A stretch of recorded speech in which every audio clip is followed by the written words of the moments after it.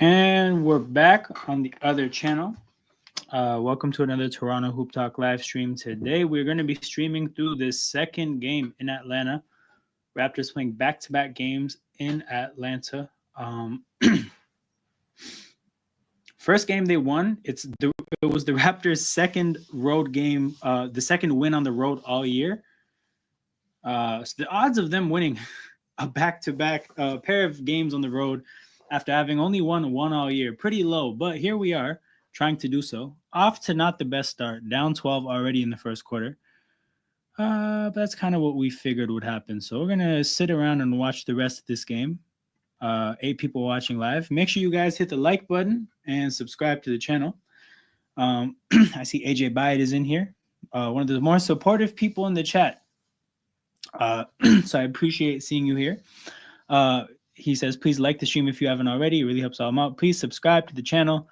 Man, not been bad. Not been bad. How have you been? I've actually been busy on my other channel, AJ Byatt. I don't know if you know, I have another channel. I have an NFL channel, In Motion Football. I will actually drop it in the link for anybody here who's not aware that I have another channel.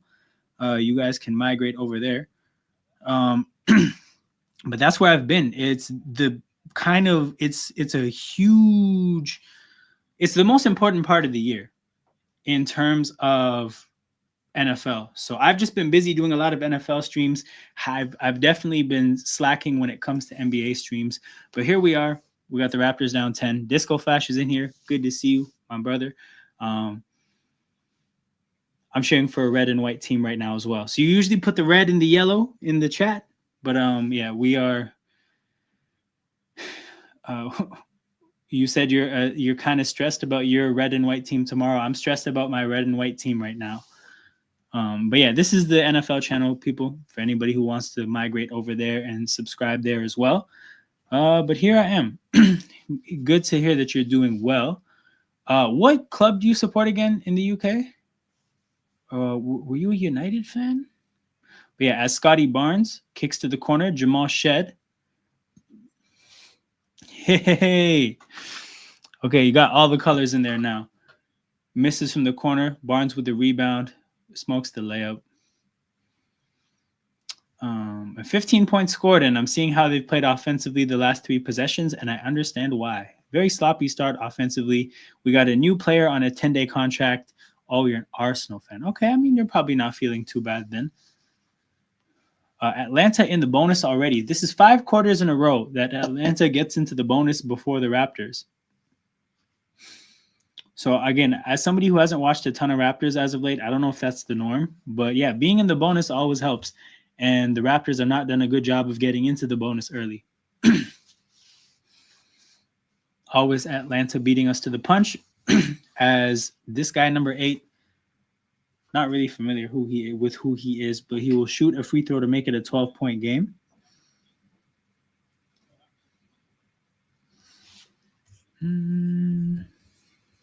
I said, let's go.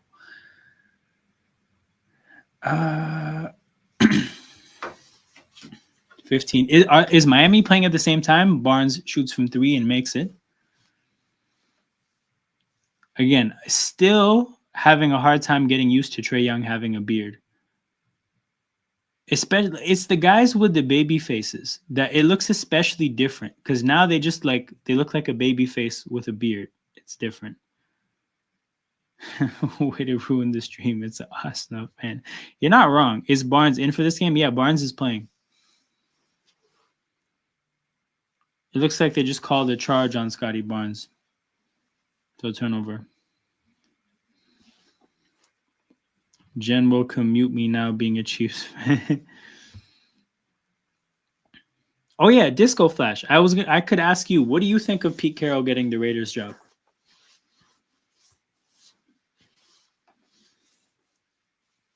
Because that, I mean, it's not nothing. It's related to your division. I guess you might not. It might not matter to you. He said this is NBA, but that is Disco Flash still though. Didn't he answer that? I think you and King were talking. I don't know if he threw something in the chat there. Oh, as we said, as long as they still suck. Yeah, that makes sense. That makes sense. Yeah, Genoa, is Miami playing right now? Let me see the other games happening at the moment.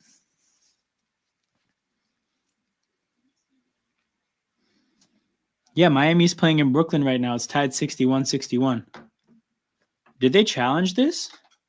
Darko picks the weirdest time to challenge games. Pacers may make Miles Turner available for trade. Where did you see this? And also, why would they do this? It will be for a good starting center back to them. But who are the good starting centers on the market?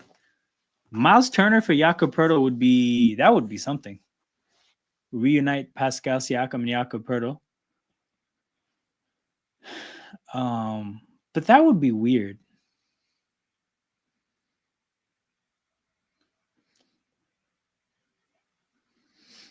Yeah.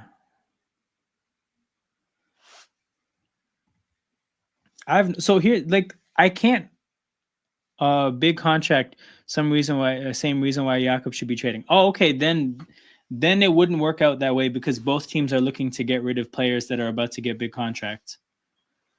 But do the Pacers have a lot of big money on the books like that? I feel like they would be able to pay Miles Turner, Pacers, Spotrac. Do they have a ton of big contracts on the books, or do they want to save money for somebody else? Because they have Halliburton and Siakam under contract. Let's see. Multi-year contracts. Nembhard is paid. Obi Toppin is paid. You know what the issue is? If you do give Miles Turner a big contract, the Nembhard, McConnell, Obi Toppin, these kind of deals, it's hard to have those kind of deals and 3 big deals. But truthfully, if I was them, I would just pay Miles Turner and make some marginal trades. Like if you have to trade a McConnell and a Toppin, then you do that instead, in my opinion. So Yak has a year. You don't have to give Yak an early extension this summer, but you do have to pay Miles Turner. Oh, Miles Turner is a free agent this summer. Let me see what the free agent class looks like in basketball. NBA contracts, free agents. 2025. As the deficit's been cut a little bit. LeBron James, Jimmy Butler, Fred VanVleet. Although I do think the Rockets might consider picking up that 3rd year if they can trade VanVleet, like as an expiring for a big contract. But also, I don't even know if there's anybody in the league that could be traded for. So they might just decline it. Kyrie Irving, Ben Simmons, James Harden. This free agency class stinks. Is Miles Turner is here somewhere? Oh yeah, there's Miles Turner. Yeah, this free agency class stinks. Oddly enough, Miles Turner might be one of the more exciting free agents. I would have said Brandon Ingram maybe about a year ago, but I think like a lot has changed about Brandon Ingram. I mean, someone could be like a Vooch if they do want something. What do you think? Vucevic for the Pacers? Is he under contract? Because the thing is that you're not upgrading from Miles Turner. If it's a money move, it's a money move.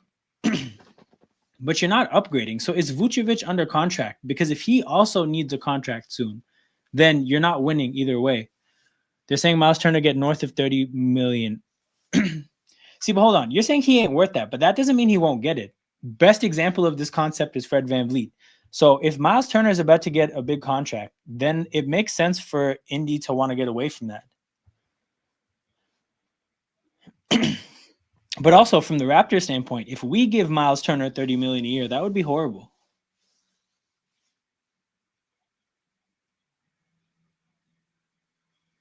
Like,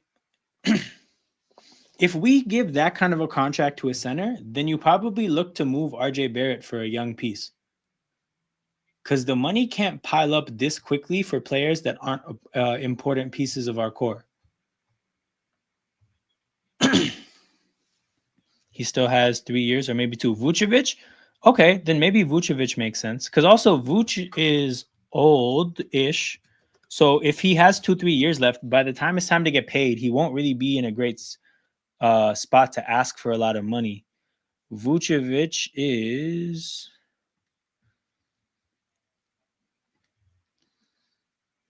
he's 34. Best nickname ever, by the way. This one right here, Vucci Main. Let's look up his contract. Vucevic Spotrac.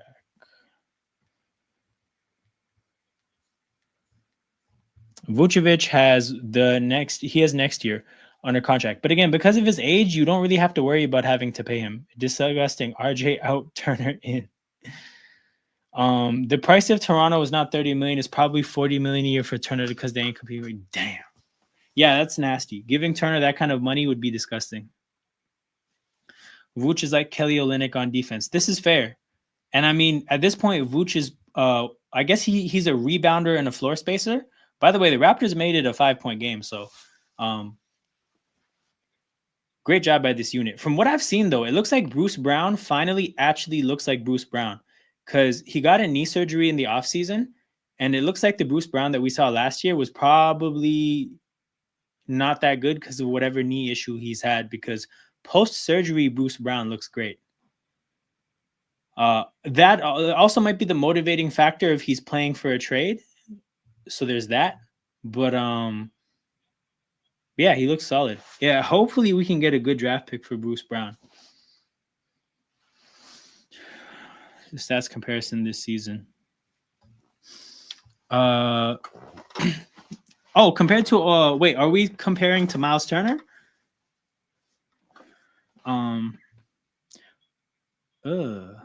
But yeah, like if it's a money move, then it's gonna be like the Cat trade, because the Cat trade was basically a money move.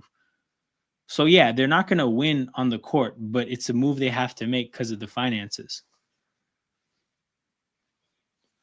But yeah, 10 people watching live. Shout out to everybody in here. Make sure you guys hit the like button and subscribe to the channel. We're going to be here for the rest of this game. The Hawks have a 5-point lead over the Raptors. I think the Hawks were up maybe about 13 at some point. So good fight from the Raptors at the end of the first.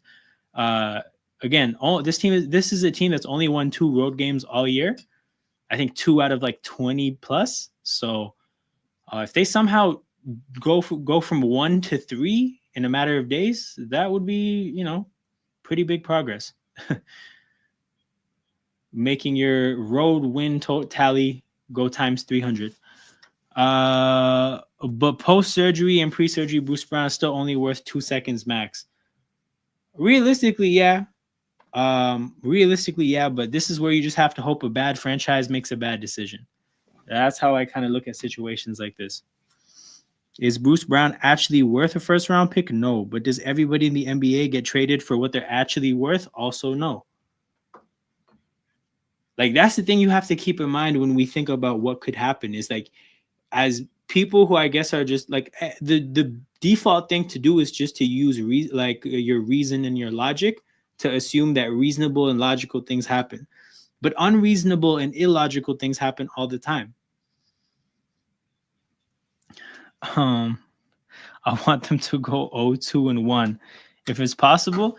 How many is there actually a rule like this in place? Like, is there a cap to the amount of overtimes in a basketball game? In theory, could they go to 15 overtimes if it happens like that way? Here we go. Shout out to that Canadian. Great example of what I'm talking about. Masai managed to trade Jalen McDaniels. After that, I'm certain everybody has value in the NBA. Perfect example. It makes no sense. There is no logic to Jalen McDaniels having any value at all. And he still got moved, again, purely because of finances. But these are the kind of factors that dictate decisions. So, yeah, great example. Thank you, that Canadian, for this comment. It very much helped strengthen my point. Defenses tighten up, honing in on player weaknesses, so Vooch would get exposed. This is fair enough. This is also fair, though. The $23 million, in this second apron landscape would be tough to make from a salary matching standpoint, which probably limits the trade partners we could have. Also, who is this number 21 10-day contract guy? I actually have no idea who he is. Okay. His name is Orlando Robinson, a center, 24 years old. Is he a rookie? Orlando Robinson. Ooh, Davion Mitchell almost swipes the ball from Trae Young. Trae Young misses at the rim anyways. Rebound goes right to him conveniently.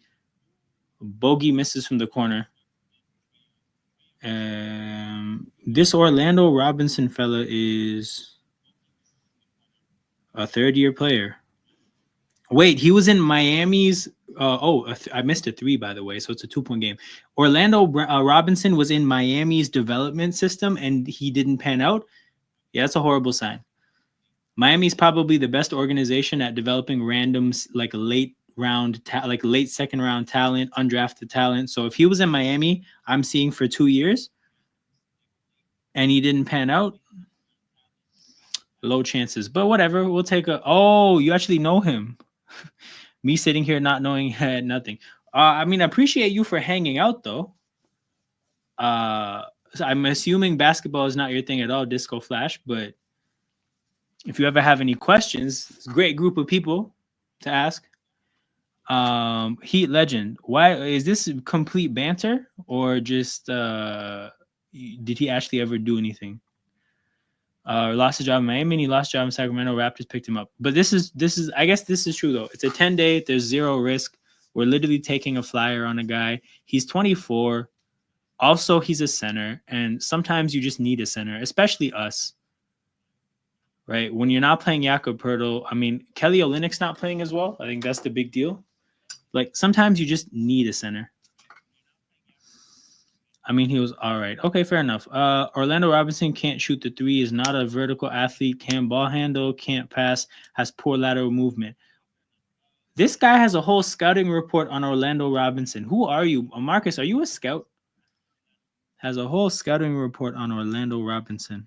My goodness. 4-point game. Scotty getting guarded by Dyson Daniels. I think I remember doing a video 2 summers ago talking about Dyson Daniels being one of the prospects in basketball that it would be good to get back for Siakam and OG Anunoby. I actually want to do a video like that again because basically what the concept of the video was is that I believe that rebuilds should be proactive. So as opposed to saying, let's get a bunch of draft picks and hope that the draft picks are good picks, and then once we get the picks, hope that we draft good players.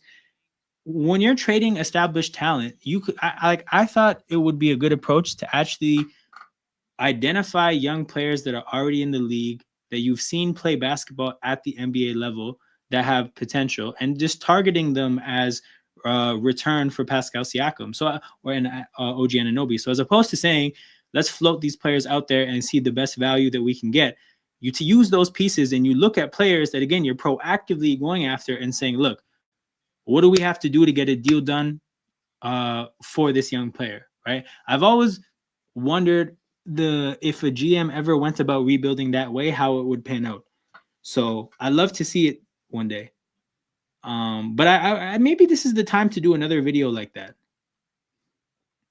Like proactively targeting young players on rookie contracts that have potential, as opposed to, again, getting draft picks and then just doing a bunch of praying after that. Because, I mean, of course, draft picks are valuable, but they also are literally just prayers. I said he can't bang with heavyweight centers. Okay, I hear it. Rebuilds should be proactive, like Sochan playing point guard, which center being asked to pick quarterback in football. Yeah, that's there's another word for this, for the Sochan, for him getting as many minutes as he's gotten. And it's not proactive. Bruce Brown in transition makes a layup to tie the game up 29-29. So Atlanta's 13-point lead has evaporated. What is Orlando Robinson's plus minus? And Trae Young misses a layup at the basket. Scotty Barnes tips it the other way in transition, and Bruce Brown's pass to Chris Boucher is tipped, and then it tips off Chris Boucher and it goes out of bounds. So You hate to see turnovers in transition. Transition is supposed to be where you have your best looks offensively. Nothing annoys me more than transition turnovers. But here we are, people. 29-29, 8:50 to go. I kind of like starting the watch along like half an hour into the game. This is interesting. I think there's less random filler time. Um Truthfully, the beginning of the game is like it's okay, but like you have to watch the part of the game where the players fall into the rhythm. Whereas if you join the game in the second quarter or like the end of the first, the game is already kind of take like everybody's found their rhythms already. Didn't you do that for NFL then? I did this for there was a game where I couldn't start the watch along on time for some reason. Oh, it was Vikings and Bears. Yes, it was Vikings Bears. I had to start that late. The chat was active in the stream before the stream even started. That was pretty cool. Yeah, that was you know what it is though? NFL watch-alongs are so much easier to do. There's just so much more to talk about. So I actually don't mind doing NFL watch-alongs the whole way through. And I think the thing about about NFL games is that there's actually less moments. So every moment is a little bit more meaningful. In basketball, there's just a lot of moments. Like there's a lot of possessions. There's what? 90 plus possessions a game. Whereas in football, or like 90 possessions per team. Whereas in football, you're looking at like 7 to 8 possessions. Maybe that could get up to 10 or 11. So every possession means so much more. Um, I guess joining that game into the first quarter, it was good because I wasn't really looking forward to the game. Vikings Bears that day, I wasn't particularly looking forward to it. But no, yeah, I don't mind doing football games the whole way. But with basketball games, it's around 80 as well. No, but you're talking about plays. I'm talking about like possessions and opportunities to score. Like in basketball, there's so many opportunities to score. So every single opportunity to score is not as valuable. In football, you have like 50 to 60 plays, but not every single play is an opportunity to score. And ultimately, scoring is what decides the games, right? It's not about how many successful plays you can run, because if that was the case, then it would be comparable. Like if you got a point for every first down, then it's comparable. But you don't get points for first downs. You get points for touchdowns, field goals, and safeties. So yeah. But then also, like, again, just if you think about the way the sports are structured for football games, think about how many times there's things to talk about during the commercial breaks. Like there'll be some type of subject matter. It'll be other games. It'll be coaching hirings and firings, trade rumors, trades. There's so many other things to talk about. I guess the tricky thing is because this channel technically isn't an NBA channel, it's a Toronto basketball channel. There's a lot less random stuff to talk about. This could never be an NBA channel because I don't follow the NBA as a whole that much the way I follow the NFL as a whole. Like I like following the Raptors. I like following Team Canada. I'm gonna enjoy following the Toronto Tempo. But I have a very like local appreciation for basketball. Whereas for football, I like the sport as a whole. I like following as many teams as I can possibly follow. I'm getting more and more into college. It's different. No third quarter from the Heat lead. Oh, it was 61-61. So you guys are on a 21-7 run.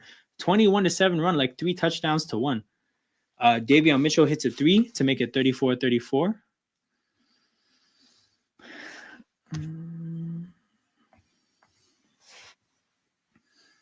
Garrison Matthews hits a 3. Quick response. So I think the last team Garrison Matthews was on the Rockets. Is there something like, is he only allowed to be on red and white teams? Let me see. Were there any other teams he was on? Garrison Matthews. Okay, hold on. I'm seeing this question here. Give me 1 second. He was on Washington as well. Man, he's literally legally only allowed to be on red and white teams. Okay. Do you think having another top 10 pick in this draft would be good? So I want to get at what your question is. So are you saying this to say, like, because we're going to have another top 10 pick and it is going to be good, but are you kind of differentiating by being, are you differentiating being around 8, 9, 10 versus being 2, 3, 4? Or are you just saying, like, is it generally going to be good to have a top 10 pick? Because it is definitely going to be good to have a top 10 pick. Like, worst case, like, I'm thinking about it this way: absolute worst case scenario, I think any pick in the top 6 is going to be good. I think there's that, like, the amount of young talent in this draft seems amazing.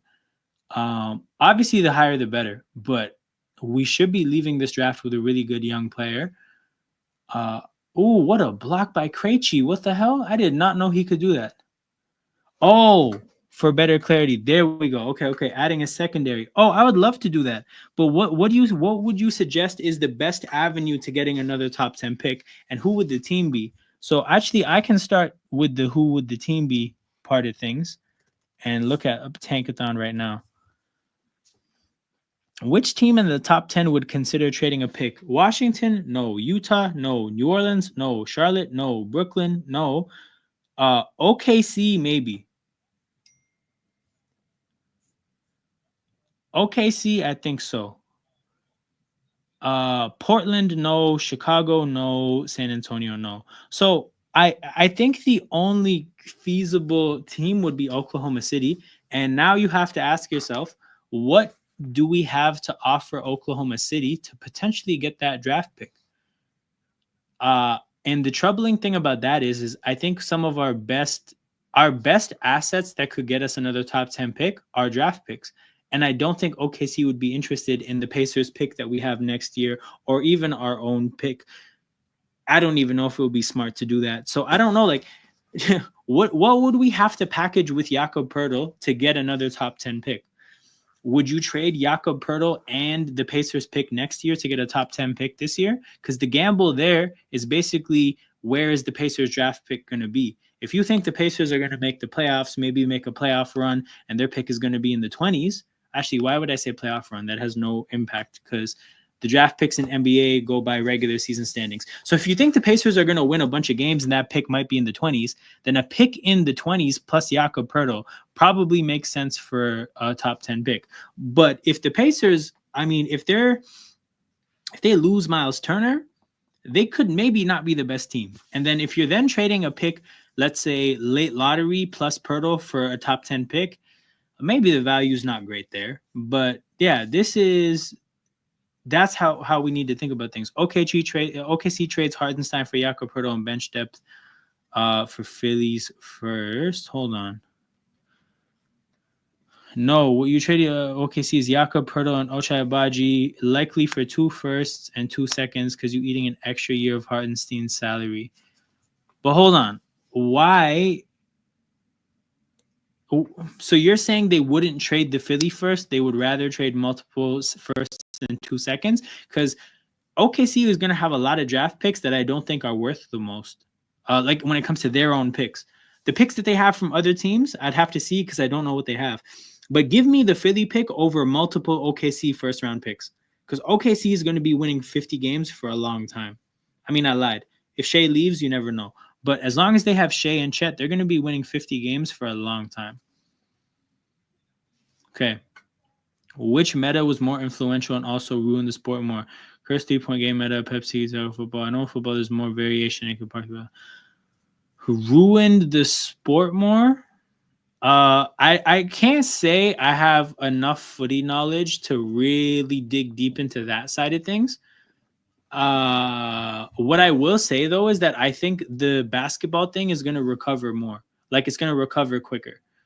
I think the state of football is a bit of a mess, but I think in basketball, I can kind of see the pendulum swinging on the 3-point thing right now. And I would compare it to NFL. Hartenstein is injured again. It would be Phillies first and another first. Oh, interesting. Okay, that would be awesome. I would love a deal like that. Poeltl and Ochai for Hartenstein and multiple picks. I think NBA needs to let players play defense and 3-point stuff might slow down. Now, so you know what's going to happen though is that I think teams are in pursuit of being more and more like 3-point shooting teams. I think it's just going to pave the way for one of these lanky 7-footers with a lot of game to just bulldoze NBA defenses that are built to, I guess, just cover the space of the court to stop open threes, right? And I compare it to the NFL, where basically what we're seeing now is that the state of NFL defenses right now are it is the way it is because of 10 plus years of defenses slowly prioritizing players to defend the pass, right? You're seeing offenses in the NFL being so much more pass oriented. So defenses are more and more pass oriented. And now all of a sudden it sets the league up nicely for a team like Philadelphia or even Baltimore, oddly enough, before the game against the Bills, like a rushing team that's built to just bulldoze teams, to just bulldoze everybody, because everybody's built light to defend the run. So if you can get a physical offensive line, you get a really talented running back, you can more or less just run your way through teams. And if you look at Philadelphia, for example, this year, the passing game has been average at best all year.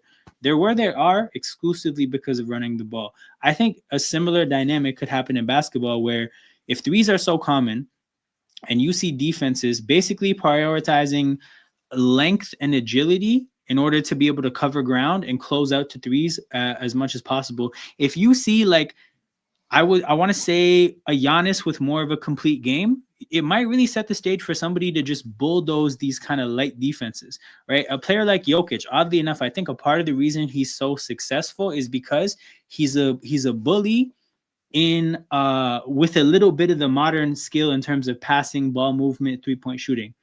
He has enough of that to stay in the league, and then he has the big, like, he's the physicality and the size and the kind of just like bullying nature to really expose everybody. So that's why I think he's part of the reason he's so good. I think the stage is kind of set for more of those. So like the thing about sports is that you never see like the strategic side of the game ever go in a completely just straight line for longer and longer and longer. There's always like swings back and forth strategically. So I mean, yeah, last 10 years, we've seen a sway towards 3-point shooting in basketball, but it's going to set the stage for a bully one day to show up and just bully a lot of these light defenses. So again, that whoever that is probably a 14-year-old kid somewhere in Greece or something, who knows, but it's coming, right? Like, and when that happens, again, it'll swing the strategies of the game a little bit more towards physicality and bullying. The problem in football is everybody's ingrained to be more possession football, and both teams usually do what makes it boring at times. Obviously, there's levels. It's how well they can play it. True. So that's the thing. I think football, the situation's a little bit more complicated, or like you're in footy, in terms of like the tactics reverting back. But it'll happen one day. It's just going to take longer. Raptors take a 3-point lead off of Scotty Barnes' mid-range jumper. A shot for him that is apparently falling more and more.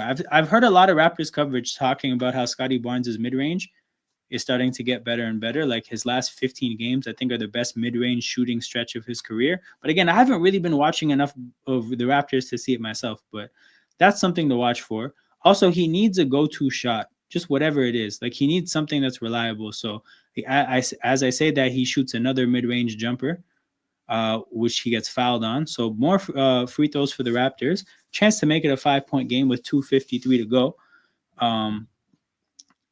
Yeah.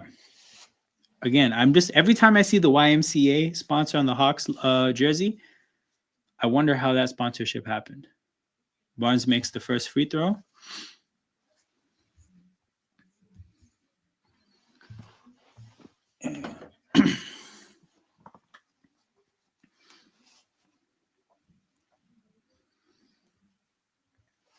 Also, what do you think? There's been talks of Garnacho. The Garnacho thing is a disaster, and I don't know. I think Nkunku has to. I don't know if I would say he has to. Yeah, he probably has to go. Like, I don't think he fits the players around him or the coach. So like at this point, why waste time? Like, get him out of here. Get somebody who fits things a little bit better. But I'll save the Chelsea rant for Sarcasm City at some point. I'll probably go on a Q&A and get my full thoughts out at some point. But yeah, corner 3 for Okonkwo. Did Okonkwo just hit a 3? I did not know that was in his game. Does Okonkwo shoot 3s now? What the hell?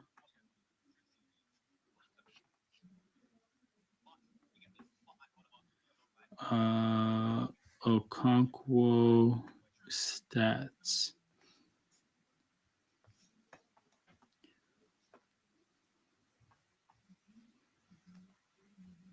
Oh, I just totally realized I was confusing his name with the Titans tight end, Chig Okonkwo. This is Okongwu.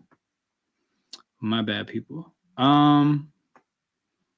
He shoots 3s. He attempts 1.5 a game and shoots 25%. So that's not really can hit low volume 3s. Yeah, that's what I'm seeing. He attempts like 1.5 a game.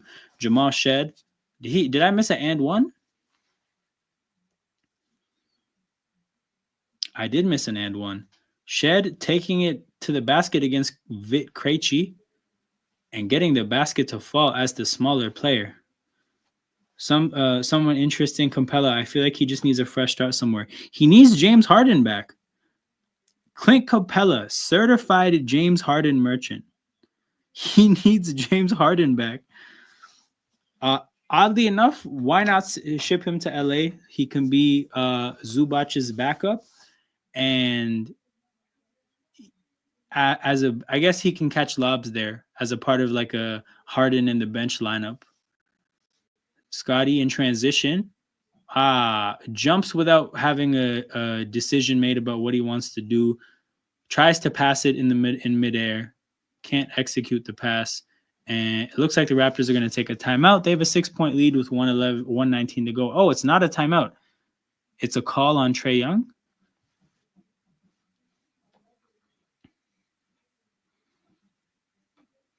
It looks like a technical foul on Trae Young, so the Raptors are going to shoot a free throw. They send Scotty Barnes to the free throw line. Clint Capella is old and declining. No, definitely. But I mean, like, we're not asking him to start. Barnes makes the free throw. 7-point game.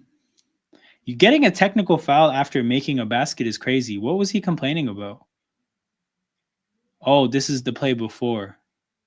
So he was complaining from 2 plays ago.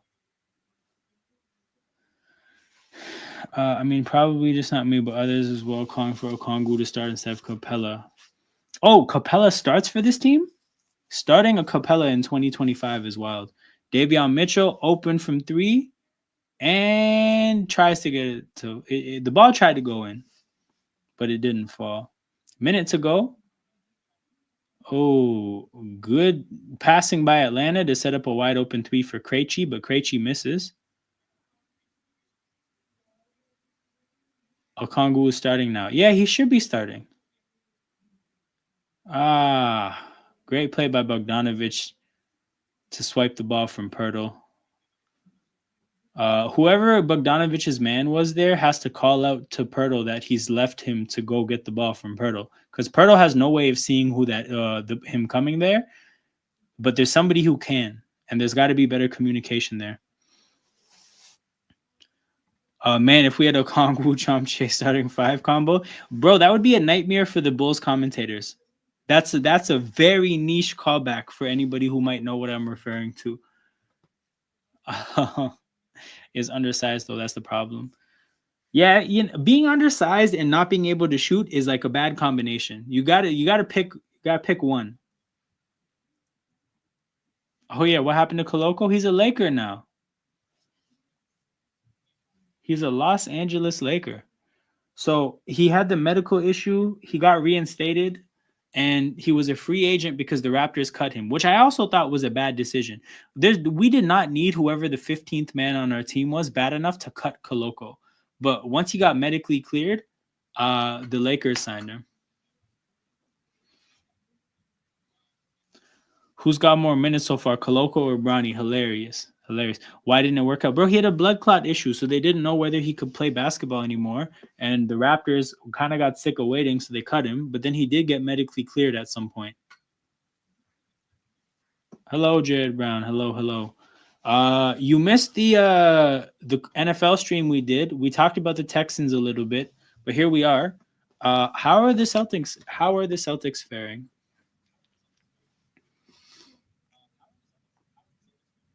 Are they playing today?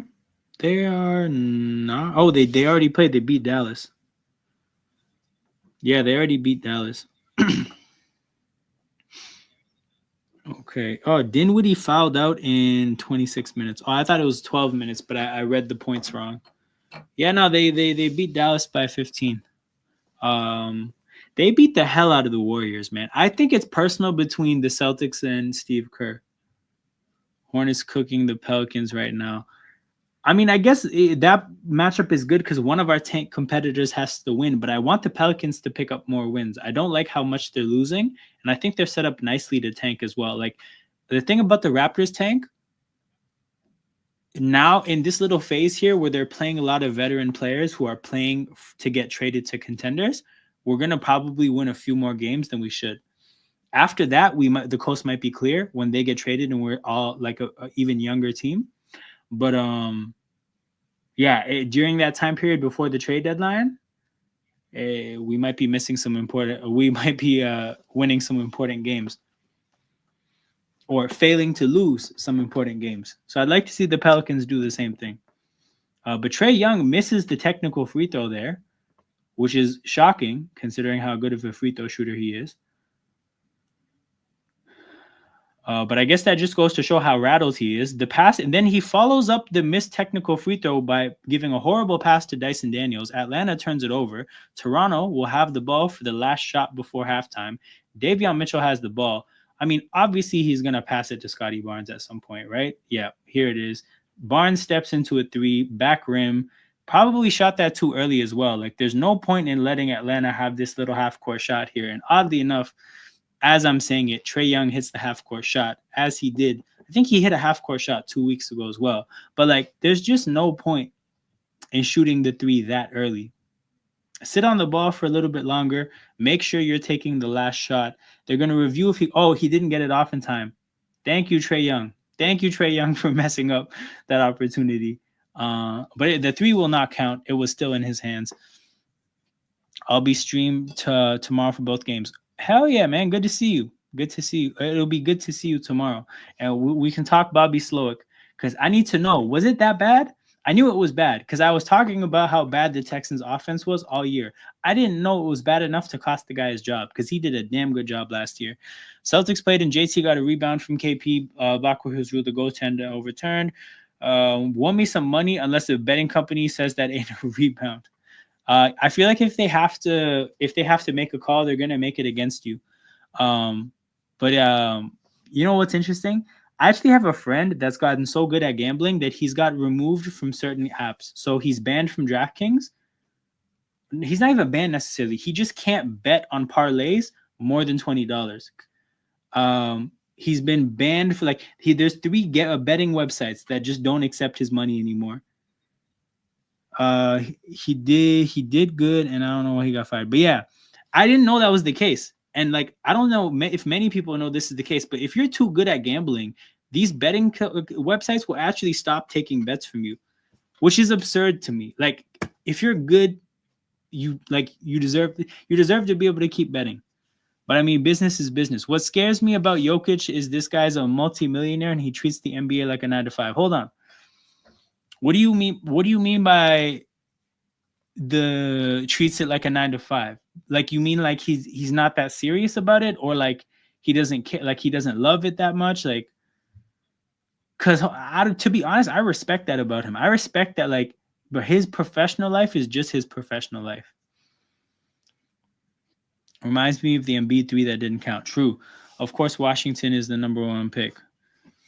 As of now, man, we'll see what the lottery says, because remember, Detroit was the worst team in basketball for 2 years in a row, but the draft lottery gave them the 5th pick for both those years.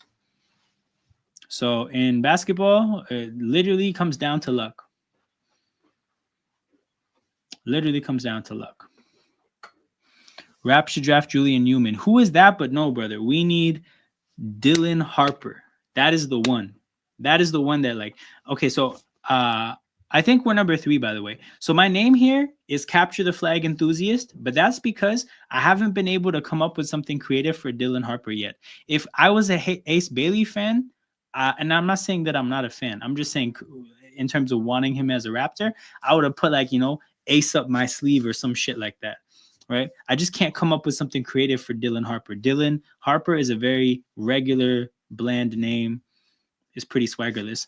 What about Cooper Flag? No, I would love Cooper Flag, but the thing is just like Cooper Flag would be like, okay, Cooper Flag is like, it's great in a responsible way, right? So Cooper Flag is like getting a really expensive Benz, right? It's a great car. It's awesome. You're gonna look pretty cool. It's solid. It's responsible. Yeah, Cooper Flag is like a really expensive Benz, right? I feel like Dylan Harper would be like a Ferrari, though. Not to say that the Ferrari is more expensive than the Benz or better than the Benz. In this case, let's assume that the Benz is better / more like, just for the sake. I don't think that's possible. I'm not even a car guy, but like, bro, Dylan Harper, the excitement level would be different. Like, football comparison from a football standpoint, like, I think having a 6'6" bucket getter that's just a dynamite scorer is going to be a lot more. It's more of what we don't have. And it's obviously, just as a fan, it'll be really exciting than having like an all around forward who's going to dominate. But honestly, he's just going to have like, there's going to be a steady overlap between what him and Scotty Barnes do. And don't get me wrong, it's going to be great. Also, the spacing isn't going to be great with Barnes and Flag, but like, that's not enough of a reason to turn him down or not be excited about Cooper Flag. But good brother, Dylan Harper, man, buckets, absolute buckets. Like, Cooper Flag is a luxury player when you can get someone more productive, someone clicks more. I wouldn't even say that, bro. It's not even that he's a luxury player. Cooper Flag is just like Super Saiyan Scotty Barnes, in my opinion. Like, again, and he's very young. I think he's literally 18.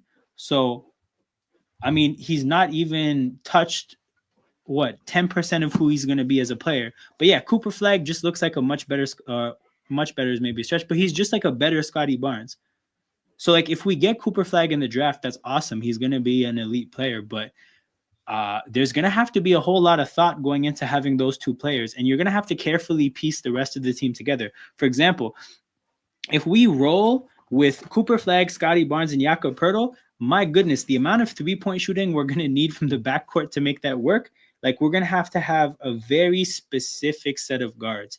I just think with a player like Dylan Harper, you put yourself in a position where you need a less specific team around Harper. Like, Dylan Harper, Grady, Scotty Barnes, okay, we know we're probably going to need to complement those three players with some defense. But aside from that, there's a whole lot there to be excited about, and there's a whole lot of flexibility. And you just have to really just think about defense. And defense, in a general sense, a little bit easier to get than if you have Flag, Scotty, and Poeltl. You need elite three-point shooting from the backcourt, and you need it in the worst way. And it's just such a specific thing to need. And it's three-point shooting is the premium skill in the NBA right now. So it's hard to get that type of talent. So Igor Demon. Oh, this is another one. So that Canadian, when I was talking about if you can have a pick in the top 6 or 7 and get a player that you'd still be happy with, in my mind, the players that I'm thinking about are Flag, Harper, Bailey, Edgecombe. I just realized Zoom is fucking up my hand.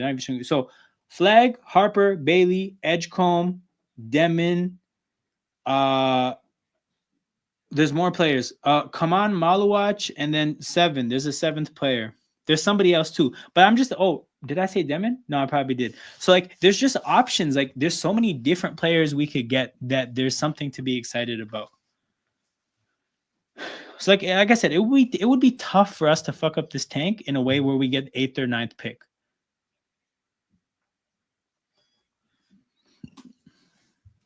Oh yeah, good luck to Anthony. Needs to work on the 3-point game. Fair enough, but bro, like, that's something a lot of players need. Elite 3-point shooters at the college level, like, not the easiest thing to find. And also, a lot of the times when players are elite 3-point shooters at that level, they have a pretty incomplete game around that one skill. So yeah, we're gonna just have to see. Igor Demon dropping in the draft now because he isn't playing scrub teams. He's not doing well. That's fine, and that makes sense. But like, if anything, that's good. Why am I? It's not a football stream, but it is what it is. This is what I do during streams, people. But yeah, like it's still not going to trick me from seeing the fact that like that's a very unique skill set there.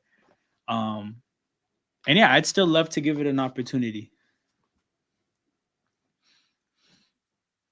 But yeah, what else? Let me see. Hold on. Let me pull up Tankathon. I'm annoyed now. What name was I thinking of? Mark. Flag, Harper, Bailey, Edgecombe, Malawach, Demon. Maybe I was just thinking about 6 players. But yeah, I've heard good thing about Kasparis. I think it's Yakashonis. Don't know. I've heard good things, but I actually don't know anything about his game. Nolan Traore, I'll be honest, I don't want to get I don't know.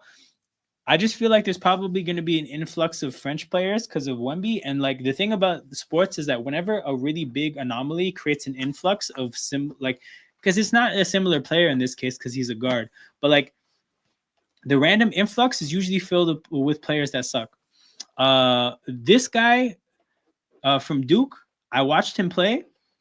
It's not that he's bad. I just think he's redundant. Like with a player like Grady, this guy is redundant. In terms of skill set and in terms of having a guy with a last name you can make fun of. Trey Johnson, I don't know anything about Trey Johnson. Malawach, I've seen. I think Malawach would be a solid young prospect. I think if you have Malawach, it's good to it will be good to have a center. I think he complements Scotty Barnes pretty well. He'd be an awesome lob threat for Scotty. I think at his age he'll be able to develop at least a respectable enough of a shot. And yeah.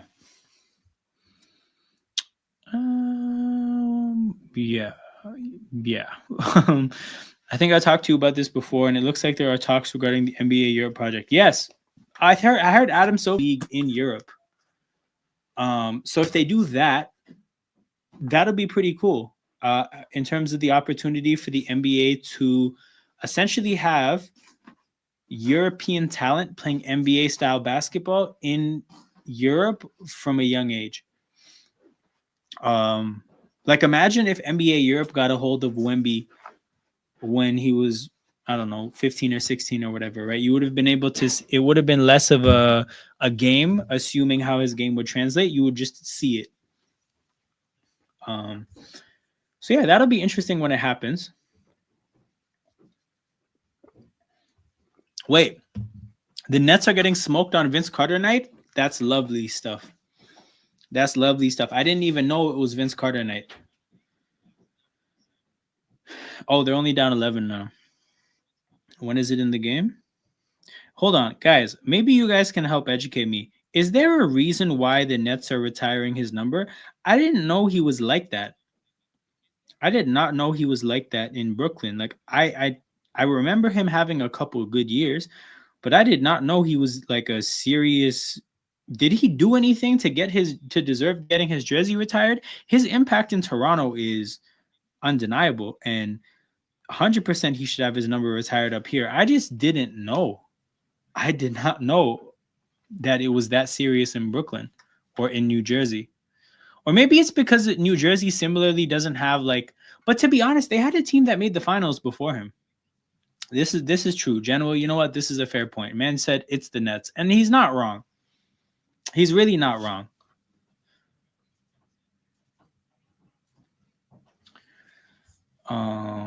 But yeah, fair enough. But like, hold on. Do the Nets have retired numbers before him, or is he the first one? Let's see. Nets retired numbers. What the hell? They have like five. They have what? 1, 2, 3, 4, 5, 6. They had 6 retired numbers before 15. So you're not even like desperate to retire numbers to create heritage like us. Other day, and it was about the Yankees nearly running out of numbers. Bro, the Celtics are on track to do that. The Celtics are on track to run out of numbers. I actually think, by the way, my hot take, I don't even know if this is a hot take. I think retiring numbers is stupid. You should honor numbers. Like the way the Dallas Cowboys do it, I actually think it's one of the few things they get right in terms of you don't retire numbers, you just make numbers important. So like if let's say like 15 for the Raptors, right? I don't think somebody should be able to not wear it 15. I just think you should have to be a serious talent to wear 15. Like it should be a thing. If you go on to be the kind of player that's a number one option for the Raptors and you lead our team, then 15 should be available for you. Like it should just become a heavy number.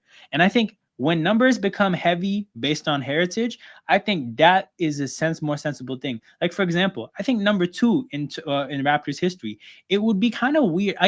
I'll be honest, it would be weird to me to retire a number after for a guy that played 1 year in your franchise. However, it would be weird to not honor what Kawhi Leonard did. Like I think both things are weird.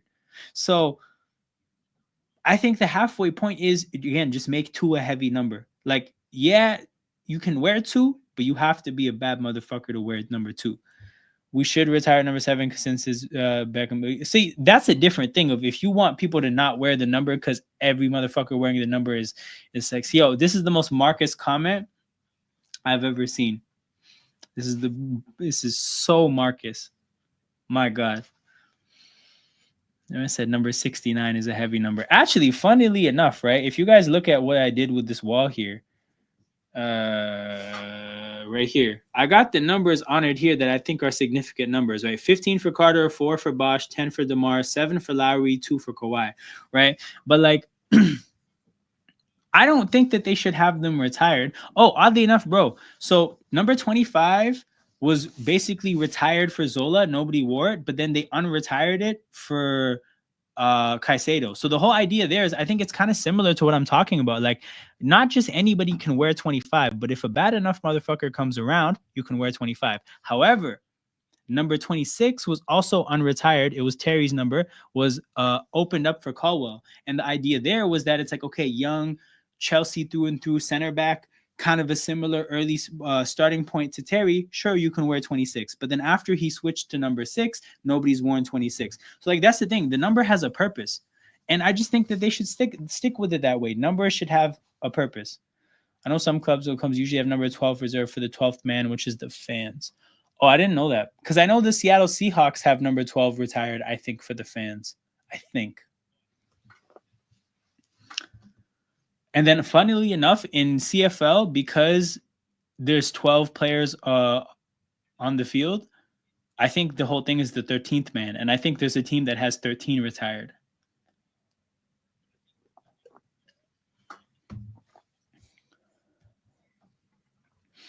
But yeah, people, shout out to everybody tapped in. Make sure you guys hit the like button and subscribe to the channel. Toronto Hoop Talk. I think I just hit 230 subscribers, so that's pretty lit. We're just gonna keep on keeping on, and we'll see where we end up one day.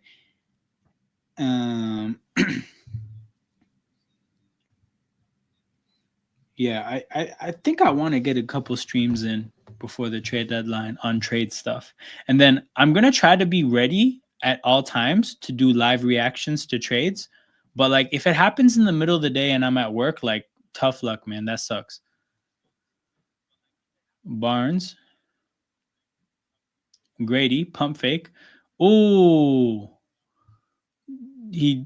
great charge taken by whoever that was. Was that Larry Nance? Really read the play there pretty well.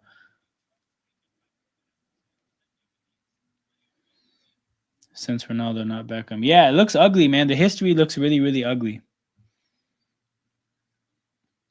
Yeah, Larry Nance. Great job of reading the game there and understanding where Grady was going. Typical young player stuff, though, is that kind of like what you do. You kind of what you do is easy to project. So, savvy veterans like Larry Nance can take charges. At this point, that's the main thing Larry Nance is. He's a savvy vet. I don't know if he has a whole lot of game at this point. It's just like sometimes it's good to just have a guy on the team that's played in the NBA for a good amount of time. Hawks get a rebound. Trae Young in the air throws the ball away. So Atlanta kind of looks like shit, by the way. I'm not gonna lie. I don't know. I think they were the 6th seed last I checked. I don't know. I might be wrong, but they do not look like a good basketball team from what I have seen. Oh, they're the 8th seed now. Man, yeah, they give major playoff, like major play-in vibe energies or play-in vibes. That's what I was trying to say.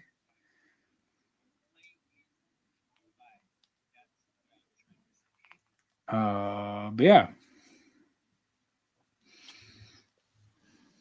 What is the Raptors schedule? Let me pick out the next games I can do watch-alongs for. Okay. Pelicans on Monday. Whoa, that is a major tank game. That is a major tank game. They should sit Scotty Barnes for that game. Pelicans Raptors on Monday. Holy shit, that's important. Okay, I think I'm gonna do that game. You wait, we play the Pelicans, Wizards, and Bulls. Could this be 3 tank competitors in a row? Yo, this is a serious week. What the hell? Monday, Wednesday. Oh, I can't do Wednesday. Ooh, okay, fine. I'll do Monday, Friday, I guess.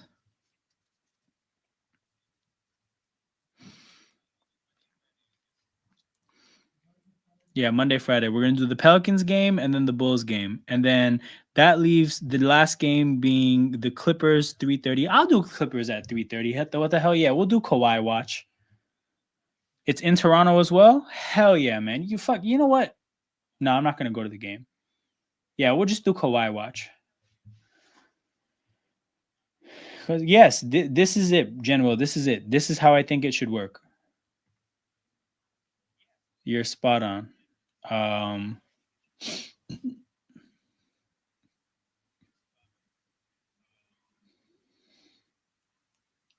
Larry Nance, did he? Oh, he airballed the 3. Yeah, that's what I'm saying, man. Savvy vet. No game whatsoever. Ooh, Davion Mitchell to the corner. Bruce Brown misses a 3. Yo, if I start doing watch-alongs and we start winning games and fuck the tank up, I might just stop doing watch-alongs. That might have to be what happens then.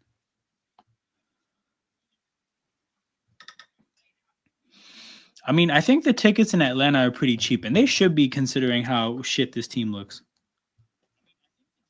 Bruce Brown. Shout out to Demond at We Talk Hawks TV, but boy, this looks ugly. Also, shout out to the Dixon Way because they send raids to me every now and then, which is love too because I didn't even know. I don't even know what I did to deserve getting redirects from them. Bracelet. Masai's dumb if he doesn't trade Jakob Pertl. Yeah, if he mismanages our players that have contracts running out soon, the same way he mismanaged the last crop of players that had contracts running out soon, then those are major fuck ups. Absolutely major fuck ups.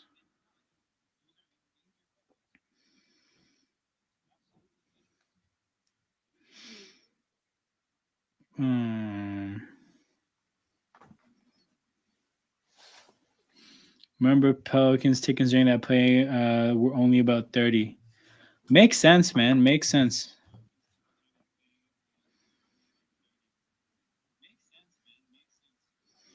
I'm just seeing now Ja Morant's cheetah print shoes. What a look. What a look.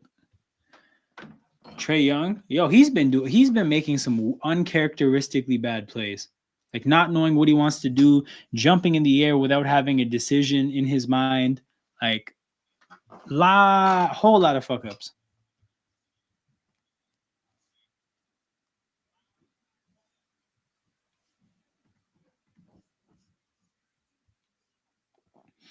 Trey's been like that. Yeah. Is it just an off year for him? Because Dyson Daniels. Yeah, because it just, I don't know. This doesn't look right. Okongwu. Is that a turnover? Another turnover from Larry Nance? Man, Larry Nance is out here selling. Larry Nance looks like an amazing tank commander right now. We need to trade for Larry Nance immediately. Pronto. It has to happen. Quick times.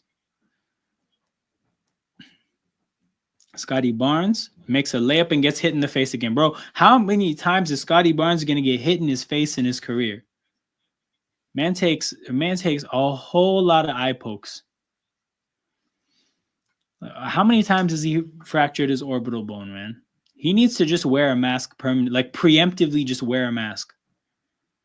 Barnes around his screen. Barnes, pull up jumper, gets it to fall.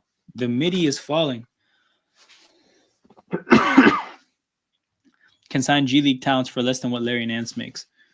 Bro, we need the tank commander though. We need him to come in and lose games. G Leaguers might actually win the game. What a block by Scotty on a Kongwu. Davion to the corner. RJ wide open, knocks the three down, opening up a 12-point lead for the Raptors. Huge three by RJ Barrett. 7:47 to go, and Atlanta takes a timeout. Y'all down double digits against the Raptors at home. That is a disgrace.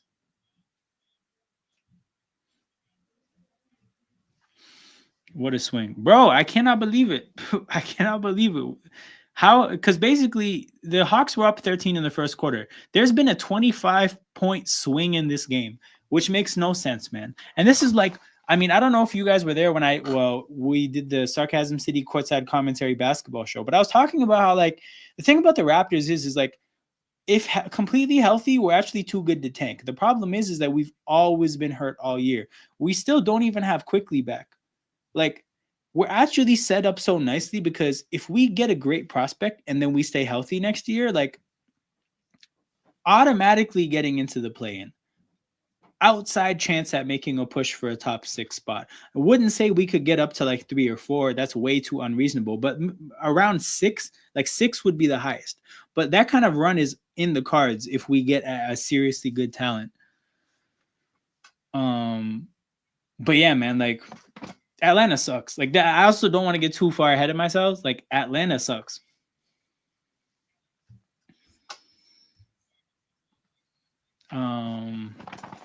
But yeah, man, 9 people watching live. Make sure you guys hit that like button and subscribe to the channel. Toronto Hoop Talk, road to 250 subscribers. We just hit 230 today.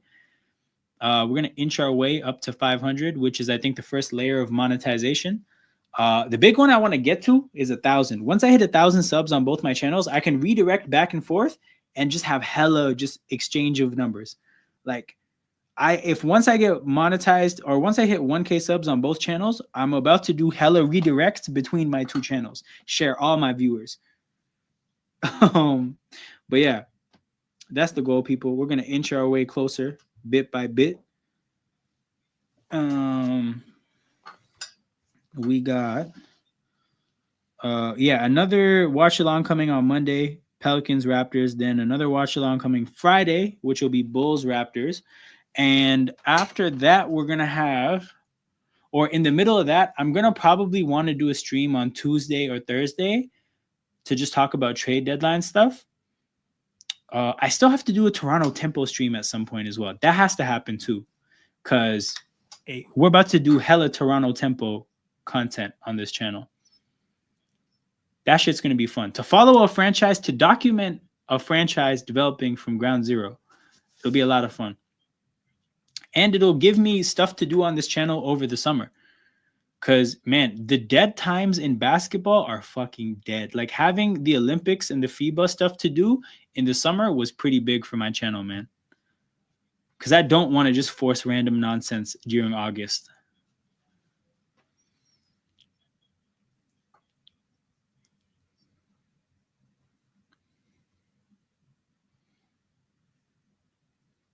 Ooh, Krejci from 3.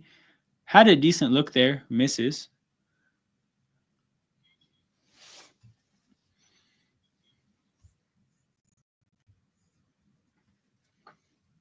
Bruce Brown wide open in the corner. Didn't like the look.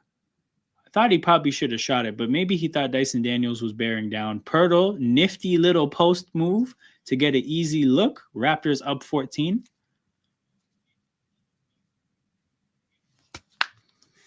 Trae Young from 3. Bricks.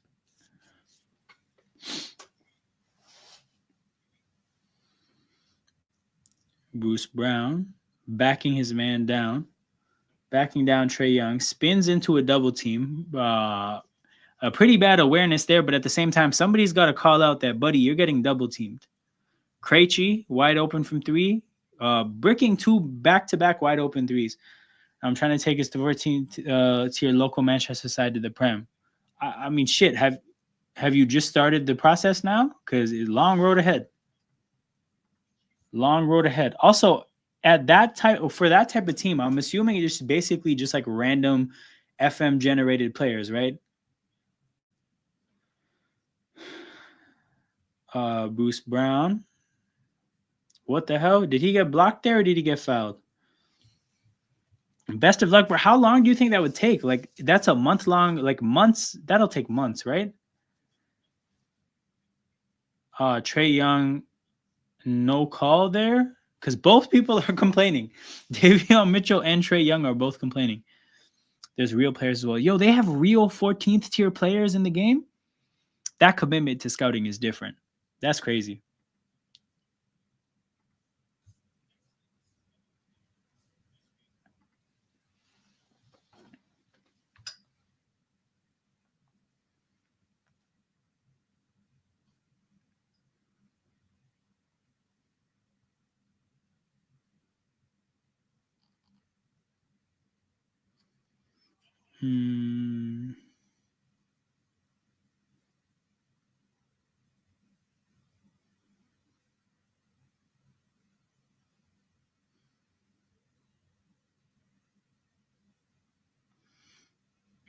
I have hashtag United players loaded. That's wild.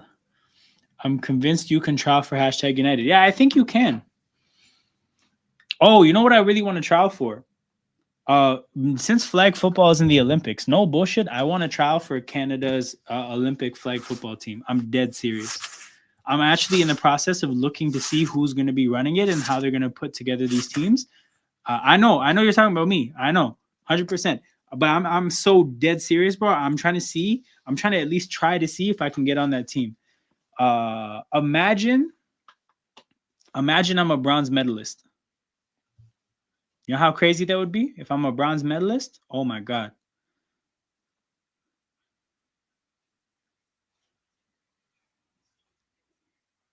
Yo, the vlogs from the Olympics would go crazy. I would be causing so much ruckus. Jacoby Walter hits an and one. Big play from the rookie there. Opens up our biggest lead of the night, 15 points, and he's going to get a chance to shoot a free throw to make it a 16-point game. Might we blow out Atlanta? Back-to-back road wins. Could it happen?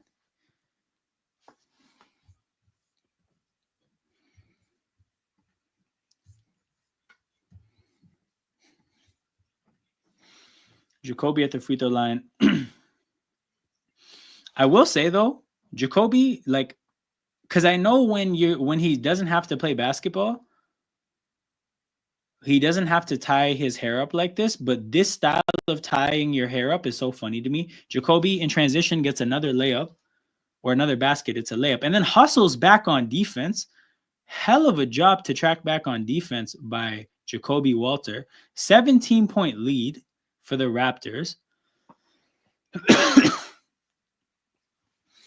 Yes. I'm assuming this also is Psy. So the tank appears to have been taken out by a drone. Yes, the tank has been defeated in Atlanta. The tank went south and got completely destroyed. One of the few times in history that the North has lost to the South. But yeah, are we actually on the path to a 3-game winning streak? Then boys can taste the pizza 100%. I have a question though. Oh, hold on. We lost the game before Atlanta, right? Oh, if this was the 3-game winning streak, they could have forget the pizza party. They could have thrown a chicken wing party in Magic City. That shit would have been scenes. Imagine the Raptors chain in Magic City. They could have gave a dance to the Raptors chain. That would be, I think, the funniest thing that happened. 3-game win streak in Atlanta. Pull up to Magic City. Give a dance to the chain. That's the content we needed. As Krejci shoots free throws again. Only thing I think of when I hear about this name is a Boston Bruins forward. So take some time. A whole lot for me to get adjusted to, man. I got to get adjusted to seeing Krejci in a non-hockey context. I have to get adjusted to seeing Trae Young with a beard, baby face with a beard. Still doesn't look like a grown man. Just looks like a kid with a beard costume on. Wow, the Raptors are winning. Yes, winning big on the road. Before this trip to Atlanta, we had one road win all year. We might go 300% and triple the one from or triple the tally going from 1 to 3. A 12-point lead now for Toronto. But yeah, this is where we're at, people. Free throws for the Raptors here. Might we finally get into the bonus ahead of Atlanta? I think we might.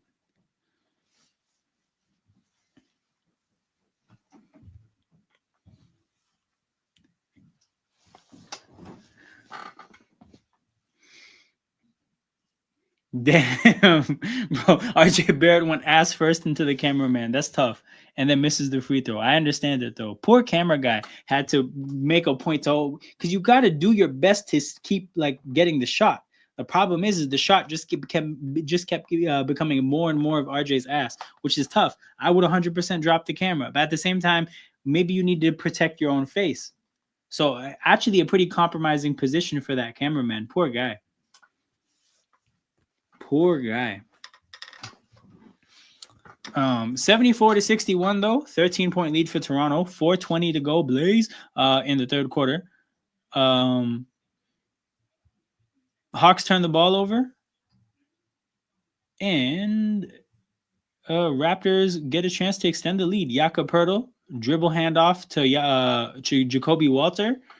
You know what really trips me up, bro? Because we have Jakob and Jacoby. And I keep like not fucking them up, but it's like the same name pronounced very differently. So sometimes I say Jacoby and sometimes I say Jacob. And it's tough, man. You got to trade one of them to make my life a little bit easier. To be honest, I think it's going to be Cavs and Celtics in the Eastern Conference and Thunder and someone for the West. Yeah, this is very chalk, but it's also just the reality. But it is also very chalk. And if you guys don't know, chalk is the betting expression for the favorite. Like, this is the odds-on favorite for those three teams to be in the conference finals. Shed to Boucher. Boucher's fouled at the three-point line by Dyson Daniels. Dyson Daniels, he's Australian, right? I believe Dyson Daniels is Australian, bro. Shout out to General, bro. He's letting your people down right now. Absolutely horrible foul here. Fouling Chris Boucher, of all people, at the three-point line. But yeah, shout out to the 12 people watching live. Make sure you guys hit that like button and subscribe to the channel. Toronto Hoop Talk. Road to 250 subs is on. Who do you think will be the fourth Western Conference Finals team? Let me check the standings really quickly. I was thinking the Rockets. Nah, I think too early. I think it's too early. I think they win one series, but also maybe not. You know what? Let's get funky, man. Let's get funky. Let's put Memphis as the fourth team. Fuck it, man. Let's go. I would say either Dallas or Memphis. I'm just assuming Jamal Murray is going to turn into a pumpkin in the playoffs. But if he doesn't, then also Denver is a real candidate. Oh, Orlando Robinson with a block at the basket, bro. My man's trying to get another 10-day. Bruce Brown goes around the screen. Jamal Shed to the basket. Oh, this is his second aggressive take to the basket. I like seeing that from him. Raptors Pacers finals. No way, man. The team with a bunch of Canadians and Pascal Siakam against the Raptors. Now that's too Canadian of a matchup. And there is a timeout in the game as Atlanta makes a bucket to cut the lead to 14. Cue up the Chris Paul meme, man. Makes a huge three to cut the lead to 42. But yeah, people. Interesting game so far. We got just over 15 minutes left. Again, shout out to everybody watching live. Make sure you guys hit the like button and subscribe to the channel. Two very important forms of engagement for the growth of a YouTube channel. I'll be back on Monday. Tomorrow, I got 2 streams on the NFL channel, doing live streams for both championship games in the NFL. I'm going to drop the link to the NFL channel. So if there's anybody in here who likes the sport and is not aware of what I do for that sport, you guys can run up the numbers there to support. This is the channel. I just dropped it in the chat. It's called In Motion Football. We basically do more of this, but just for NFL games. And it's a lot of fun. But yeah, that's what we're going to be doing tomorrow. Basically, we're going to probably be looking at like 7 hours of live streaming. Because here's the thing, right? If/when the Eagles win, I'll be probably keeping the stream going for the trophy presentation because it's fucking lit, bro. Like, my team's getting a trophy. But like, if the Commanders win / they won't, yeah, obviously I'm cutting that stream short. But like, I'm staring down like potentially 7 hours of streaming tomorrow. Your boy is gonna be tired going into Monday, but it is what it is. That happens in life. And then yeah, Monday, Raptors Pelicans. and I'll probably do nothing for NFL. But I'm thinking on Tuesday, I'm gonna try to do a trade deadline stream and a quarterback musical chairs stream on the NFL channel. Well, the Rockets are beating the Cavs. Oh, okay, interesting. Because the Cavs have by far the least losses, so they might get another one. How much are they beating? Yo, they're beating 16 at the end of the third. Who has buckets? I promise. If Fred VanVleet has 12 points, damn, I would have guessed like he has 7. Steven Adams off the bench with 12 points. Steven Adams in 2025, wow. He's only 31, but he feels much older because he's been around forever.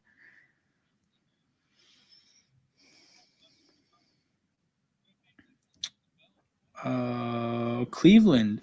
Everybody's playing like trash except for Garland and Mitchell. Fair enough.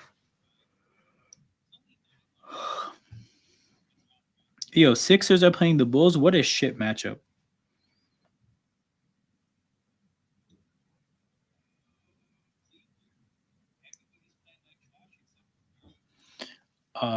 But here we are.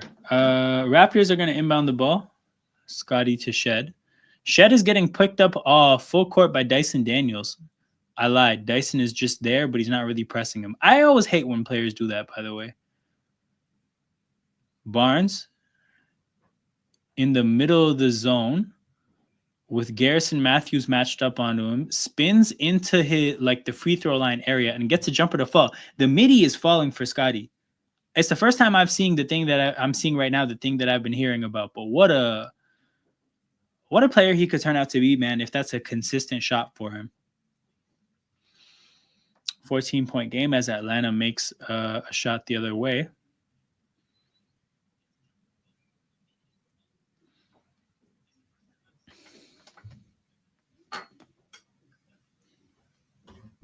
Scotty Barnes. He's going to do it again. Is he going to do it again? Pump fake, pump fake.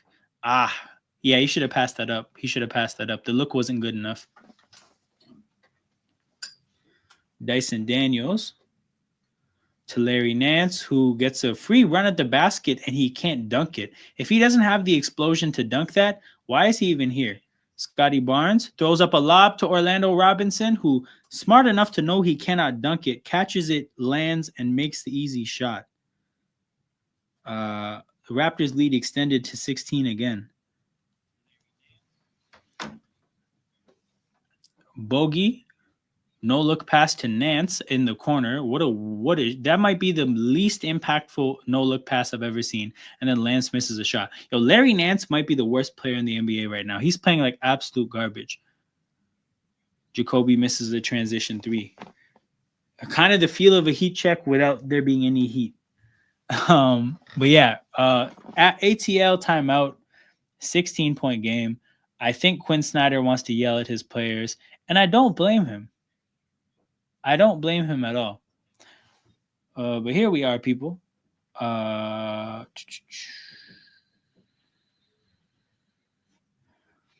me look up. I'm going to look up Raptors trade rumors in a little bit to see if there's anything worth looking at now. Because the trade rumors I went over last time I did this, they were fun, but I think there was only one that I would do that I thought was realistic at the same time.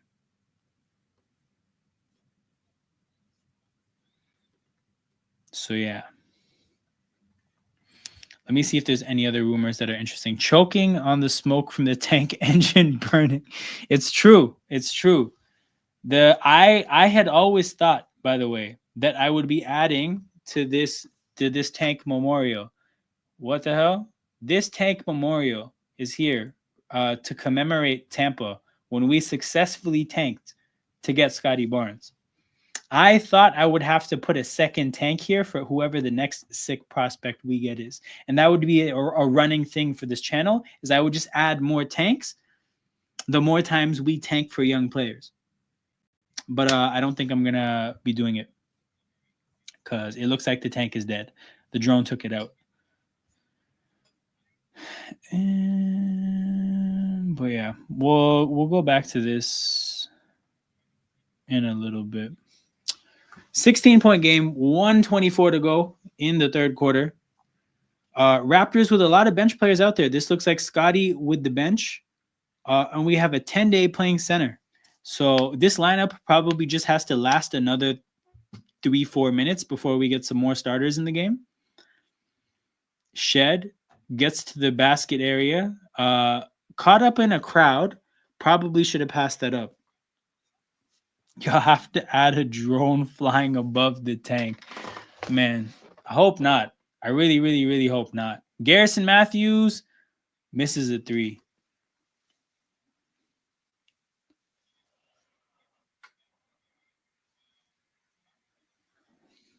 Jacoby, pump fake, kicks it to Boucher. Boucher, 3, makes a big 3, making our lead a 17-point lead, the biggest of the night, and then slips getting back on defense.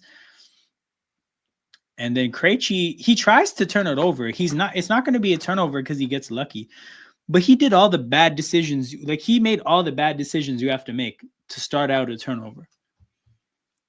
Oh, he didn't slip. He tripped over Krejci. But yeah, Trae Young is going to inbound the ball here. Bogey gets the ball, dribbles into the corner. It makes a bad pass to Garrison Matthews. Bogey, I think he messed up the 2-for-1 opportunity. Swings it to the corner for Krejci. Krejci finally hits a 3. I feel like I've only seen him miss 3s today. Maybe at a tank with a broken track and some screech marks. Yeah, I might have to do that. I might have to do that for sure. Especially if the player is notable, then I'll definitely have to do that. Scotty backing his man down. Scotty finds Orlando Robinson, puts up a floater, misses. Boucher taps it in and points to somebody in the crowd. I don't know who he's talking shit to. And then Atlanta turns it over. Krejci tried to do a full court pass, slung that. Slung? Did I just make up a word? But yeah, he flung that shit like Kirk Cousins. It was a horrible pass. Yeah, I definitely just mushed together flung and sling and made slung.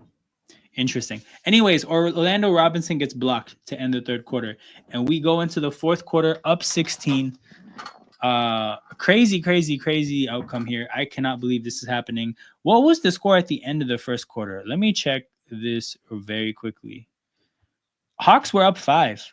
But then in the second quarter, we outscored them by 12. Third quarter, we outscored them by 9. Absolutely amazing response to a really rough first quarter at times. I do think they were down 13 at some point. So there's that as well. But here we are. Here we are, people. Don't know what I'm cheering for, if it's a tank or it's to feel the good vibes of a win. Actually, it's definitely a tank. The tank is way more important. But honestly, I miss making fun of other teams. Raptors trade rumors. That's the thing. That's one of my favorite. See, this is the thing. Like, the positive of winning is great, right? But the positive of being negative about other teams is something I miss about basketball fandom. I can do it as an NFL fan right now, but not really as a basketball fan. Yo, I viewed this 4 hours ago. I don't remember looking at this. Oh, this is the Grange article. Jimmy to the Suns with the Raptors trade. Disagree and close. Fuck out of here. Actually, I lied. Raptors Republic is cool. My bad. I apologize. Okay, where's the trade?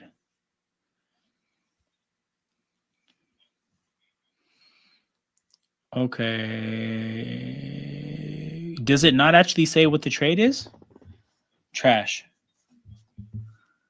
4 players that could be traded by the deadline. What a shit article. It's just going to say Bruce Brown, we know this. Jakob Poeltl, we know this. Chris Boucher, we know this. Kelly Olynyk, we know this. What a terrible excuse of an article. What else do we have here? Could the Raptors help facilitate a Jimmy Butler trade? Please give us like structure though. A structure of a trade would be nice.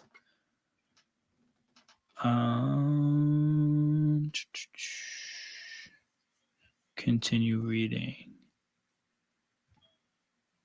Small ball screener. Could the yes? Okay. Is there any hypotheticals? There are not hypotheticals. You know what? Sellers of the trade deadline again. So there's not any juicy rumors. Nets were up 8 wins on the Raptors a while ago, and now it's a virtual tie. Yeah, they kicked their tank. Like, they put upgrades on the tank. I don't know if you're familiar with the show Pimp My Ride, but they pimped their tank seriously. Like, their tank was pretty trash, and then they put, like, they upgraded the belt thing on the tank that makes the tank move. They upgraded that. I think they seriously upgraded the missile grenade gun thing. They upgraded the tank seriously. Okay, somebody missed a three. I think it was Scotty. Bogdanovich goes the other way, makes a three. Damn, there's no juicy rumors. What the hell? Okay, let's go to hoops rumors because they at least have like up to date daily content. Fisher says the Heat have registered some interest in Raptors wing Bruce Brown. Where are you, Jen Will? I did not know your people were interested in Bruce Brown. They want to get involved in any Jimmy Butler trade. One rival general manager told Fisher Wizards guard Brogdon, who's on a similar contract. So Brogdon is in the same spot, not that he could get traded for Bruce Brown. All right. Pascal say Scotty Barnes is the face of the Raptors franchise. In an interview with Alex Wong of Toronto Life. Shout out Alex Wong, by the way. One thing I often tell people is that the NBA, you mature pretty quick. A lot of people who know me and hang around me, they can see how much I've grown in the first 3 years with everything that's thrown at you. You really have no choice. I did not need this information. Okay, what else is there? And then just more references to the Grange article. So there's no rumors at all going into the trade deadline. That sucks.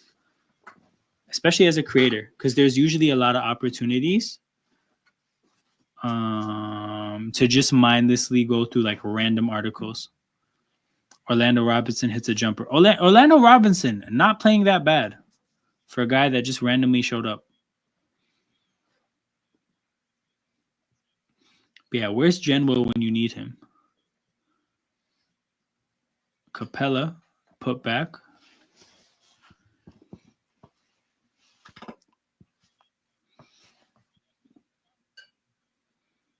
Davion. But did you see that article, though? They said you guys might be interested in Bruce Brown. Okay, Orlando Robinson, hustling to get a steal. Doesn't get it, but still causes some chaos for Atlanta. Bogdanovich throws up a lob for Capella, because we all know that, oh my God, gets an and one. Two people did not go up to have to block that shot. One person should have stayed down. But also, like, those things are very hard to coordinate in real time. Also, one of them is Orlando Robinson, who has no chemistry with anybody. You want picks, even seconds. Yeah, Bruce Brown would be nasty compensation for Jimmy Butler. You'd go from, I mean, you'd upgrade from the standpoint of like you'd get cowboy hats on the bench whenever he's not playing. Capella makes the free throw. Wow. 10 minutes to go, 9-point game.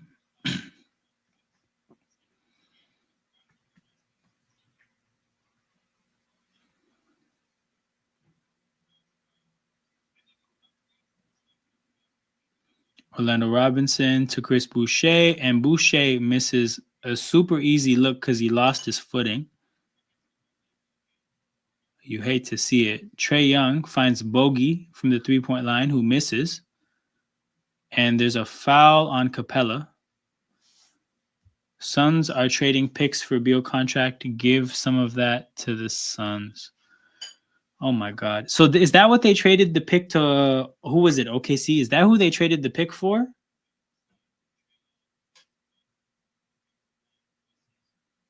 Or like, is that the reason? Because they needed picks to be able to dump Bradley Beal? Because if so, what a depressing situation the Suns are in.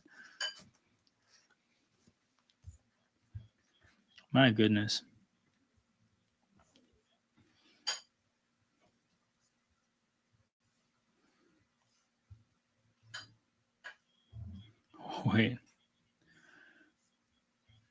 Is there a trade proposal here, or is this just a random article tying? Oh wow, the Mavs could have interest in Olynyk or Boucher.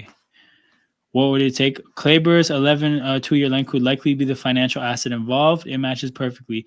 Would need to spice things up to entice the Quentin Grimes or Mons. Whoa, this is a deal structure that's actually interesting.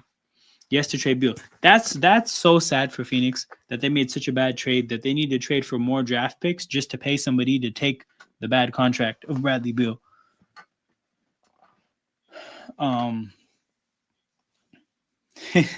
After the Raptors trade him, man, Tukes in Miami, that would be a mess. He would be in what are they called now? What is the stadium called? Isn't it 3 random letters? Because it's not American Airlines anymore. But he would be in Miami's arena, absolutely just sweating.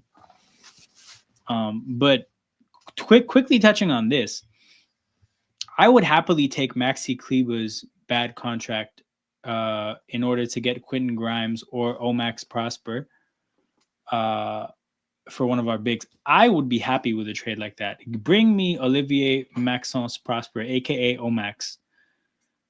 That would be awesome. I for some reason think though that a trade like this would make more sense for Olynyk because you would be swapping a 2-year deal for a 2-year deal. But if they want Boucher, that's even more we can ask for. Yeah, I saw this, and I'm surprised he's been able to do this so early in his career. But I'm thinking the Wolves haven't really had any good modern era basketball players except for Cat. Because Kevin Love, like 3-point shooting players, because Kevin Love wasn't really a 3-point shooter.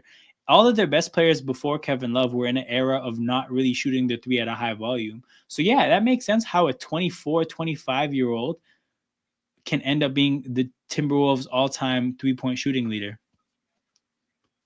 But yeah, it kind of surprised me initially.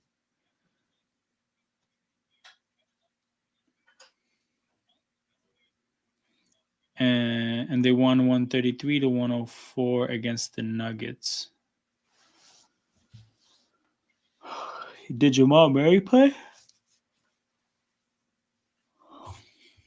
Because I'll be honest, I don't think I really would expect that to be a blowout, but I guess it was.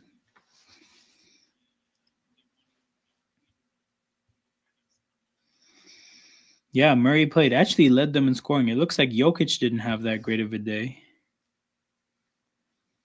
And then obviously the defense didn't have that great of a day. But it looks like Minnesota had 3 double-digit scores off the bench. So it's hard to lose games when you have 3 double-digit scores off the bench.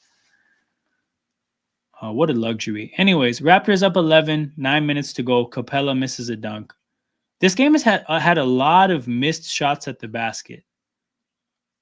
And a charge on Davion Mitchell is called here. I feel like the Raptors have taken quite a few charges in this game. What do you honestly think of the Canadian prospect? I have no thoughts or any takes because I don't know anything about him other than he's Canadian and tall. He's probably he doesn't look particularly nimble.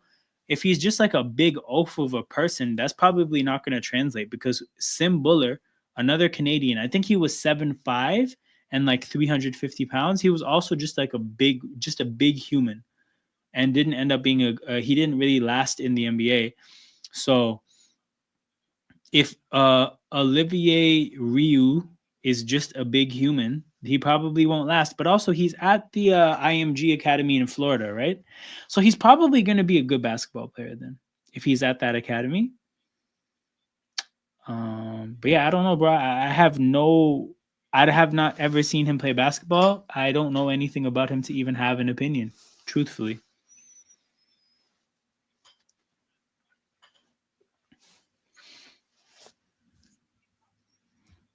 But yeah, I saw this and thought you were gonna. I just saw Olivier and I thought you were gonna ask me about Omax Prosper. I think he's a decent player. I don't think he's gonna become.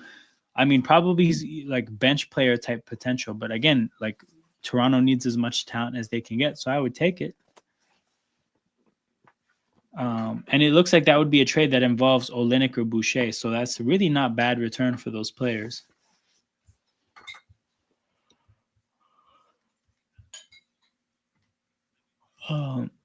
Let's see if there's anything else.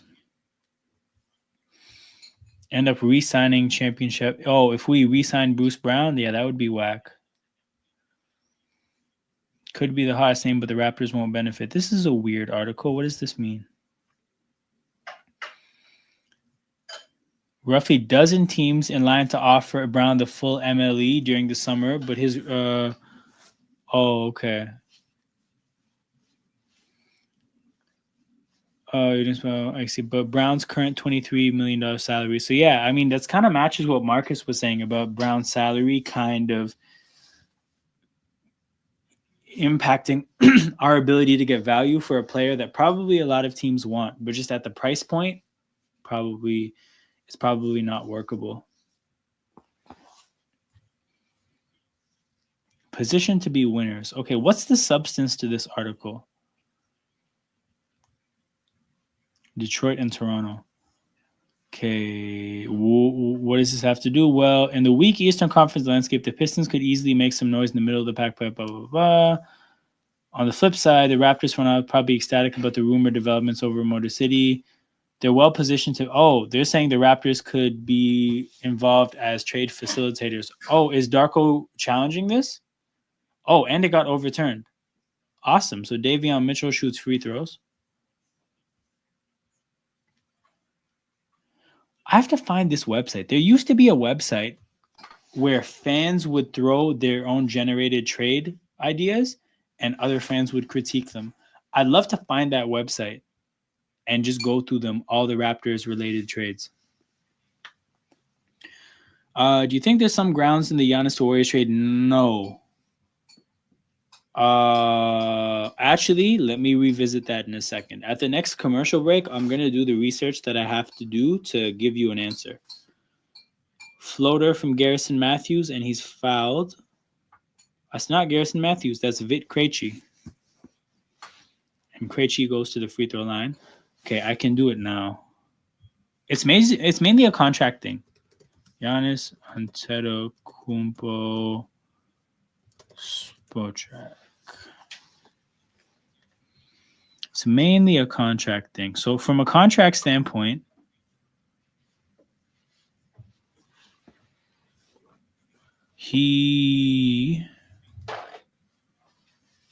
okay, hold on. This deal, he has 2 years left on his deal, then a player option for 2027-28. So with 2 years left, this is the time to start seriously considering it. Let me see what Milwaukee's record looks like. You know what, though? I think the Dame being on the team kind of really complicates things for them. And I'll explain why. So if you trade Giannis, then you have to trade Dame. And I don't think Dame has much value on his contract at his age with how he's been performing recently. Strong take to the basket from Scotty Barnes. So I honestly think the best thing you could do with Dame, like his value on the court is probably higher than his value in a trade because of his age and his contract. So I think you almost lose value moving Dame. You may as well just keep him on the court. And if you're going to keep him on the court, you may as well keep Giannis. Fanspo. Wait, let me see. Let me see if this is right. Because I used to be on this website years ago. Like, I mean years ago. Fanspo. Oh, no, it's not Fanspo. But it looks like this has a similar thing. So let me see. Trade proposals. Trending. Filter trades involving the Toronto Raptors.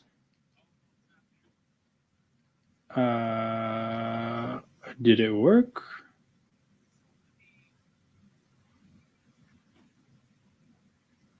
It did work. Cool. We can go through Fanspo to kill time. I like it. 18-point lead for the Raptors, shockingly. 7 minutes to go. Trae Young turns it over. Trae Young's had an awful game. I don't know if this is a recent thing, but he's been so sloppy with his passing and his decision making. The shot has fallen okay, but just so many turnovers or just like Even if it's not a turnover, a bad pass that kind of kills his teammates' chances of doing something. Boucher misses a shot, and Bruce Brown was literally doing jumping jacks underneath the basket asking for a pass. Boucher just couldn't see him. And then another turnover from Trae Young. Another turnover.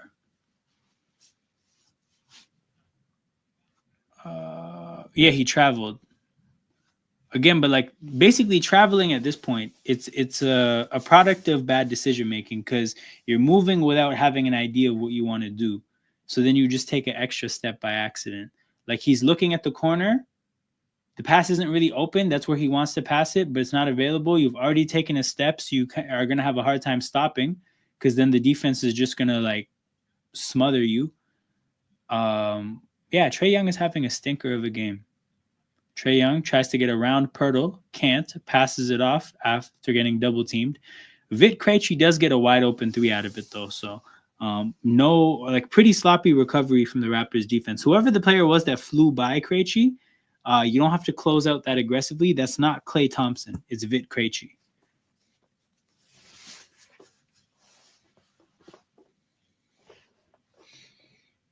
Jakob Pirtle to Davion. Davion to Pirtle. Pirtle, push shot, gets it to fall. 17-point lead restored. 5:50 to go. And we still have bench players on the court. We still have Boucher and Bruce Brown. Scotty Barnes is getting rest. So the next time he steps onto the court, he'll be well rested. It looks like Atlanta has all their starters on the court.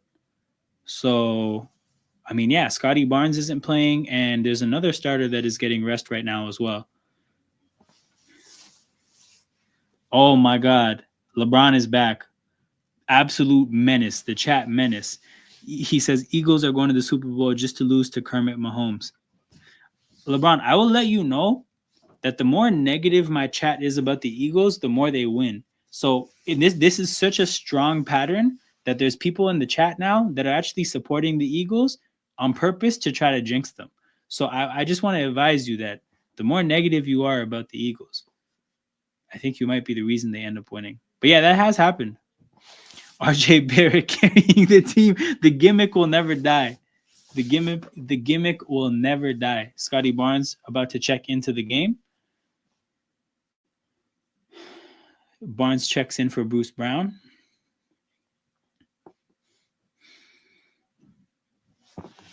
Yeah, I'm just take the comment off the screen.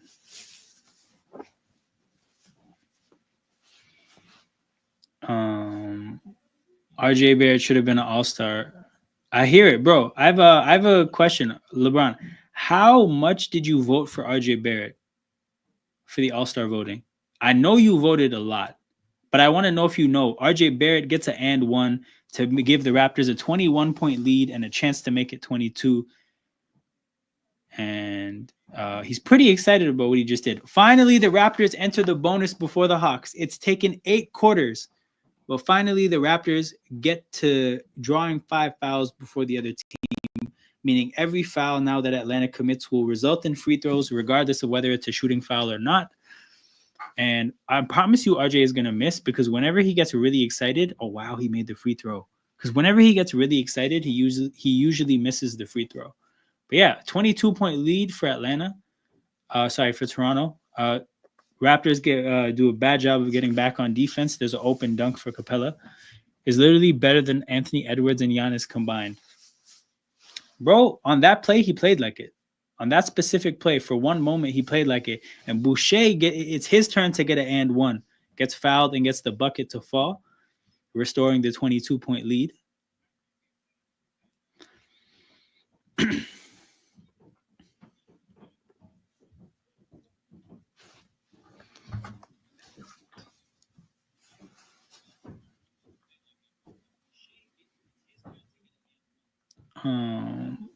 And he makes his free throw as well. So it's a 23-point lead, the Raptors' biggest lead of the night.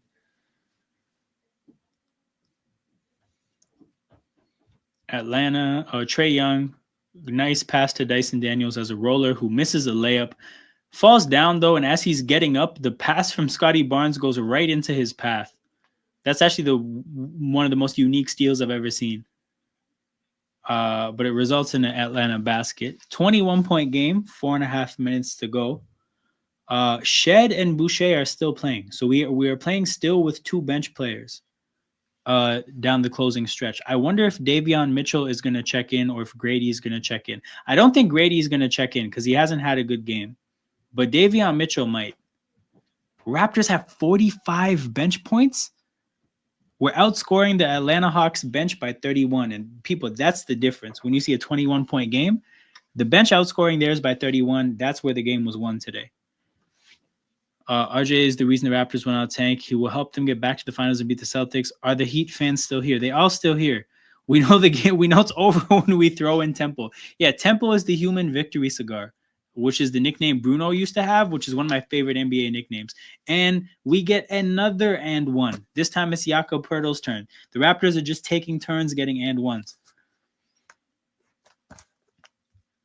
I'll leave Jen. Will see. You're saying the Hawks are inconsistent. I think they've looked like garbage against the Raptors for 2 games in a row. I mean, is Risa hurt or is he just trash? That's my question. Jakob shoots a free throw and makes a free throw to give the Raptors a 24-point lead, the biggest lead of the night.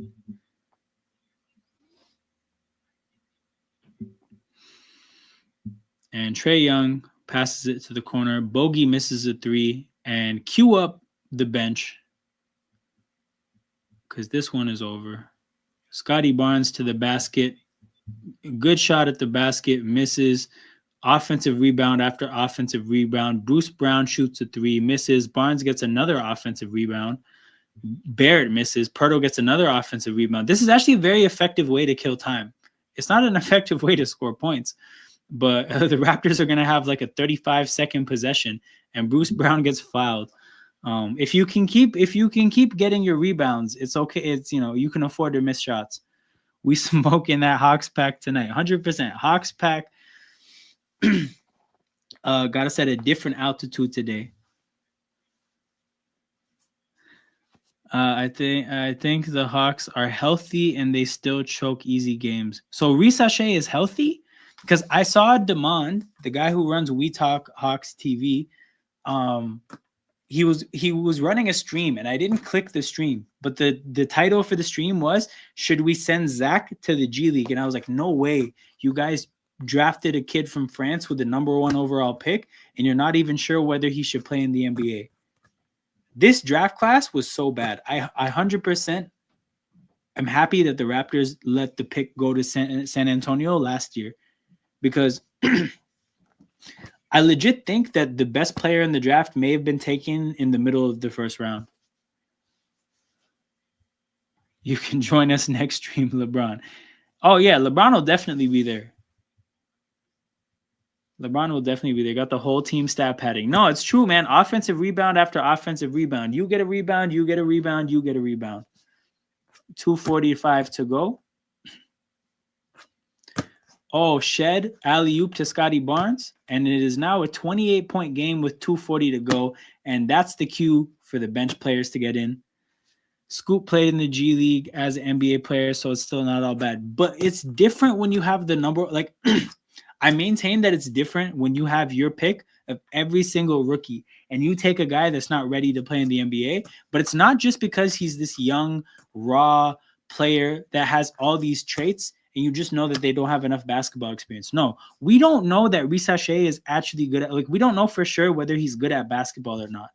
He's not this young player that has these unreal traits. Like Giannis he had very little basketball skills when he was drafted at 18, but you could see that his physical traits were really unique and that you understand why it's okay that he's not good, because if he ever did get good, you knew he would be a very dangerous player given his body. But that's not even the case with Risa. Risa just looks like a bust at number 1. And Sarr at number 2 looks like a disaster too. This is what I'm talking about the influx of French players after Wembanyama. Like Wembanyama brought a spotlight onto French basketball, and now all the scouts are going there to find the next Wembanyama, and they're all finding garbage young French players. Like it happens in the NFL a lot where when there's a unique player, all the scouts look for the next version of that unique player, and a bunch of trash players get drafted that look just like them. Like the teams in the NFL looking for the next Tyreek Hill, a bunch of bad, small, short, fast receivers got drafted in pursuit of finding the next Tyreek Hill. The Eagles drafted one of them in Jalen Reagor. Calvin Johnson. There were a bunch of next Calvin Johnsons drafted, right? Really big physical guys with crazy athleticism. They were all trash. So this is the thing. I think in the pursuit of finding the next Wembanyama, a bunch of bad basketball players from France are going to get drafted. And two of them may have been the top 2 picks in this past draft. Looking at the schedule, when do you think the win streak ends? I'm saying, are you saying this just to get back at the French Canadians? That's 100% something that would be possible if I was more Canadian. I give a week, then I start judging. And think about the different Sky look from draft day to end of the season. Okay, the pushback I would give you is that, do you not think we saw something from Scotty Barnes in game 2 against Boston? I feel like game 2 against Boston, when he scored like 30, I was like, okay, he's got it. Like, he's got something. I don't think it's a positive to see nothing from a rookie. Not to say that you're saying like a positive. I just think, yeah, it's still a bad sign when you see absolutely nothing from a rookie. And the reason why it's bad is not because this person can't play in the NBA. Because, for example, the Scoot example is decent because Scoot showed us nothing, but Scoot still might turn into a Scoot still might turn into a ball player. But like, we don't think Scoot's going to be a superstar. We think Scoot is going to do like probably turn into a starter maybe. But yeah, like, I actually forgot where I was going with this. Where was I going? Ricochet. But bro, why is he not playing that? This is what I'm saying. Everything I'm saying is built on the idea that he's healthy and not playing right now. Because here's the thing. If he scored 33 points and now he's literally not on the court, then it actually does mean nothing. Because when Scotty Barnes scored 30 points in the second game of his NBA career, at no point did he get benched after that. Is Ricochet hurt though? Where is he? Oh, you guys didn't tell me. He has a left adductor strain.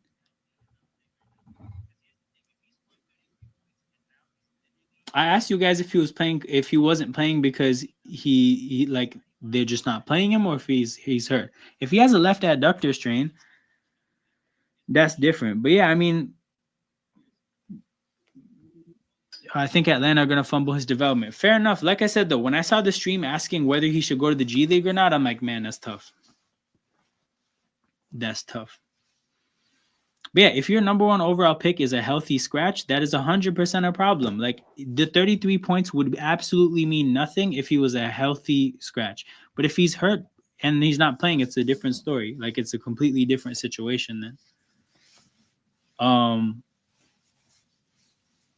But yeah, no, like, of course, like, we'll see. But here's my thing. Like, would you guys bet even $5 that Ricochet is going to be a number 2 option, a caliber number 2 option on the championship level team? Like, would you guys bet any amount of money, even $5? Because this is the thing, right? Like, I actually think we can actually reverse engineer this. Like, what is the lowest level of achievement that we've seen from an actual like number 1, number 2 option on the championship level team, that caliber of player? What's the lowest level of talent we've seen as a young player? So like, my example that comes to mind is probably Giannis. Giannis as a rookie, like, there was a lot of struggles, but again, also a very unique case because he literally got to the sport of basketball relatively late in his early life. But so this is the thing, like, so who are the other players, right? Like, I'm trying to think through, but like, Paul George showed, like, I think some people would say Paul George is what, like, probably a championship caliber 2 beside the right superstar, but even not. But like, I remember Paul George has showed good signs. Like, we can go through the players in the NBA that are, again, that's the threshold. They could conceivably be a number 1 or a number 2 on a championship team, and go through like, what did they look like as rookies? I would maintain there's a certain level of achievement as a rookie where if you're that low, then we know, like, I'm not saying you can't be in the NBA. I'm not saying you can't be a role player or even a meaningful contributor as a starter or a role player. But if you're not that good, but if you're this low as a young player, you're not gonna magically turn into a superstar. And when you're picked number 1 overall, the plan has to be that you're like a superstar. No, although he's the worst. So this is the thing. Like you're talking about picks drafted number 1 and 2. Surely the ambition when you take a player at the top of the draft is that they're going to be able to be a foundational piece of whatever championship team you're planning in your head. So if they show up and we don't even know if they can play basketball or not, which again is like a very harsh way of saying what I'm trying to say. Obviously, Risache scored 30 points. These guys are probably going to be NBA players, but we can kind of tell early that they're going to be role players. And if you got a role player at number 1 and number 2 overall, the pick has failed. You can say that maybe bust is too aggressive, whatever, but the pick has failed if you get a role player at number 1 or number 2 overall. But we've tell me, if Wemby was playing in Washington, do you think he balls and develops the same? No, but what is the point of that? Like, is the point like then to say that Risache, like what do we get from that information if the answer is no? Yeah, definitely not.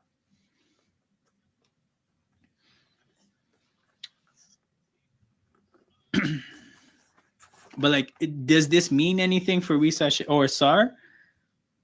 Oh yeah, like, but like, cool. The answer is no. So then now what? Like, are we saying that Sar might actually be really good and Washington's just messing him up, or like this is the thing. Like, it's a lot less related to Sar.